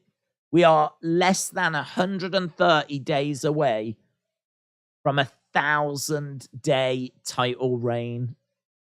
Incredible. And it's not felt like a chore. Some people out there might say it has. I don't think it has. I think that this is gripping. It's still the best thing going. We could keep going. Honestly, he could drop that title to Cody, the WWE one, and he could keep a hold of that Universal one. I'm totally fine if he's still got the Universal by WrestleMania 40. I'm totally fine with it. Drop the WWE, though.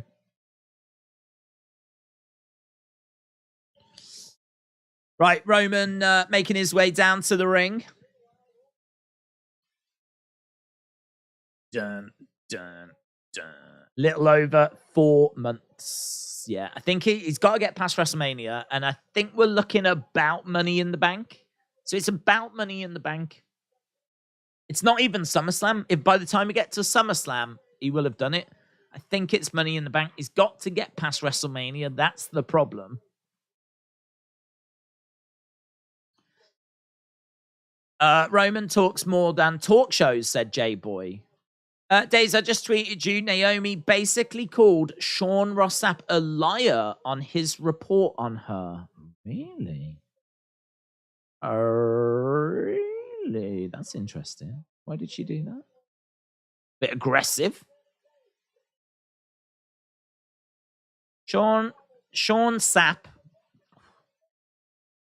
reported behind Fightful's paywall that Naomi walked out of WWE with her contract nearing expiration. It was also noted that she was excited about re-signing with WWE, and her new deal was going to be the most she'd made in WWE up to that point. And 20 minutes ago, okay. That makes a bit more sense. I thought she'd dragged him, but she hasn't. She's just said not true. Not true.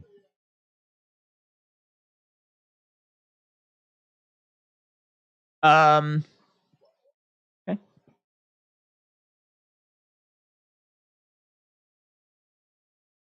Dun, dun, dun. Interesting, James.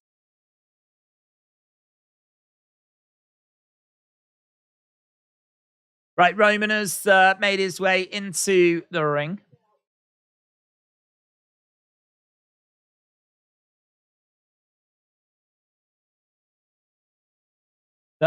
Sean Rossap said those were WWE's claims regarding Naomi, as highlighted in the report. If she said it's not true, I believe her. So Sean Rossap saying, well, listen, that's what WWE told me. If she said it's not true, I believe her. Where did Kevin Owens come from? Wow, Roman was sat there waiting. And Kevin Owens just pops up out of nowhere, starts attacking. Oh, you normally get a brawl. Kevin Owens has got a J armband on. So Roman takes a seat. Roman puts his feet on the table, but it's Owens. Super kick to the Usos. Into the ring steps. He did. He proper caught him off guard. Where's Sami? So Usos are out there. Where's Sami? Against the ropes. Pop-up powerbomb through the table. Kevin Owens planting Roman through the table. None of these contracts have been signed. Is that a problem? Is that a problem? No one signed a contract. Roman gets planted through the table.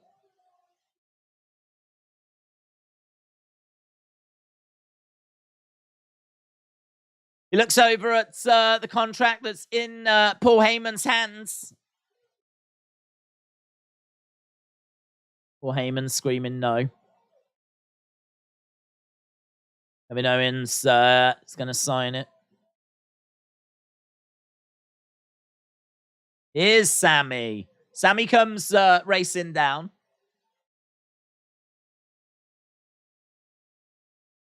Owens in the ring. Smile on the face of Owens.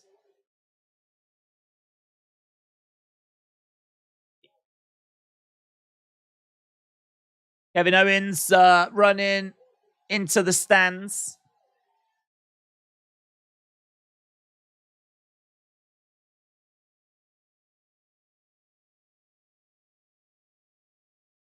Well, that didn't go to plan, did it?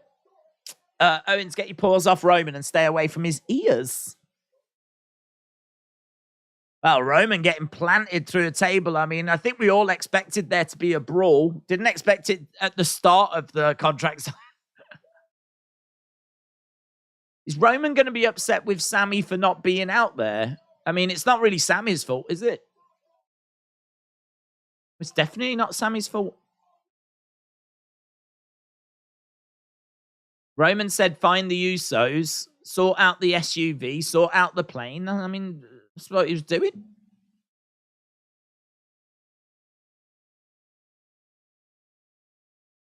I was hoping we would get Sonya Flair at the Rumble with some kind of stipulation, like title versus hair, said Kitson. Roman Reigns won the Rumble match. A J armband on Kevin Owens. Slim Kevin Owens is a bad man. Kevin Owens wearing a Jay Briscoe armband. Jojo said KO just took out every real member of the Bloodline himself. What's been a massive swerve by... Oh.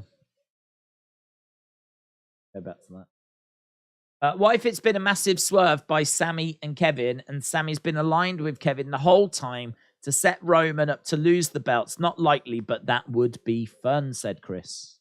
Zycamy said, WWE, what are your fans? Picks for Rumble. I'm gonna try and do Rumble predictions this weekend, I think. Sunday, we might do something. Tomorrow, we've got UFC 283. I've got my notes for that, pretty extensive. And then Sunday, we will look to do some Rumble predictions. Right, let's end that poll, and we'll just quickly start a new poll. Scores. So 8 to 10. Get a rough idea as to what people thought. 7 to 7, 5. 6 to 6, 7, 5. 5, 7, 5, or below. Below. Jen and Lorelai. I never needed you. Hope you're well, ladies. Jennifer and Lorelai. Lovely to see you. Hope you enjoyed the show. Appreciate the support. I wouldn't have The Rock at Raw. What better way to set up a feud between him and Roman than for him to disrespect the tribal chief by not showing up to the celebration? That's interesting. That's interesting. So, that's interesting. So, that's our next segment as well. You know, this issue with Sami is going to rumble over to Raw. That segment's even bigger now because it feels like the issues with Sami are really gaining some traction. And yeah, I like that. I mean, Sami's going to be there. He's going to acknowledge, obviously, the Uso solo and everything. Expect the likes of Rikishi, but Rikishi and the Wild Samoans haven't been announced. So that segment is all a bit of a mystery. But I like your thinking. Like, you know, The Rock's not there and Roman could be upset about that. You know, he could make a deal out of saying, like, you know, not where is everyone? There's no such and such, no such and such. And of course, there's no, and maybe before he gets a chance to say the name, he gets interrupted by Kevin Owens. Because everyone will know who's missing. Everyone will be aware who's not there. That could be fun. I like your way of thinking there. I like your way of thinking. There is a way of him still having a big presence on that show without being there, yeah. Good point. Jennifer Lorelai, appreciate the support. Maggie said, I think that too. I can't see The Rock being at the Rumble. I'm looking forward to the family reunion. Usman, Leon, who have you got? Probably Usman. I think Usman was winning that fight, wasn't he? Until he got knocked out right at the death. So Leon's clearly dangerous, but it was a bit of a puncher's chance. He was comfortably losing and snatched victory out of the jaws of defeat. So I'd go Usman for the rematch. Jim said, are you going to do a watch along to the first ever live Power on the 31st? I didn't have any plans. I didn't even know that was happening. This is the first I'm hearing about it. So no plans at the moment, Jim. But who knows? Mark said 10 out of 10 for the stream because Sunny was here. Jen and Lorelei said, I hope everyone is doing well. Usman got sent to the Shadow Realm. He very much did. What if The Rock's daughter comes in with a message from her group? Her group's a little bit cringe, so I don't think we need that getting involved. Schism are not quite where they need to be, in my opinion. They're not really where it's at. So, I don't know. Maybe some people are into them, but it's not something. I think Bloodline are cool. They're well-rounded. They're, clearly engaging. Schism sometimes are some of the worst things going on with NXT. So, in my opinion. So, I don't know. I think she could be there, but I don't think Schism needs to be there. I feel like you could do something with Schism. I'm not saying they're completely a lost cause. It just doesn't seem to be working. I think that's sort of evident by the fact that they're not involved in any major angles at the moment. They've got nothing going on. If they were that hot, if they were that good, they'd have them involved in loads of stuff, but they're not really involved in any storylines at the moment. Right, let's have a look. Where are we? Oh, wow. Amazing. We've already got our 200 votes. I need to go and do the review, so let's have a little look. A rub from The Rock might help them, said Low Life. Well, yeah, it would help. It certainly wouldn't hurt. 56% of people went 8 to 10. 30% went 7 to 775. 7% went 6 to 675. 5% went 575 or below. So seems like people really enjoyed the show, and I can totally understand why. It was a very, very strong episode, I thought. As I said, all the matches were largely part of that tournament. And as a result, they had quite a bit of meaning and purpose. And of course, the Bray segment was super interesting. There was a lot going on with this show, so I agree. I thought it was a good one. But what's even more exciting is not only did we get a juicy SmackDown, but Raw on Monday genuinely looks like one of the best Raws in recent years. I mean, I think we can quite comfortably put Raw on Monday up there with any Raw we've had since the pandemic. Now, that Raw, I am so excited for that Raw. With all the legends and the great matches that have been announced. Monday is going to be monster. It's going to be monstrous. It's like a mini pay-per-view in a way, with all these legends coming back and a big celebration and everything. So, yeah, super excited for Monday. I think we're going to be getting a classic show, a show that we might even want to revisit time and time again. So, yeah, looking forward to it. With that being said, we're done then, my friends. Thank you so much for joining us. Hope you enjoyed the stream and enjoyed the show. And as we said, we're back tomorrow with UFC. I think we'll do some on Sunday with Royal Rumble predictions. And then, of course, Monday with that big historic Monday show. 30 years of Raw. Awesome. Thanks for watching. Bye for now.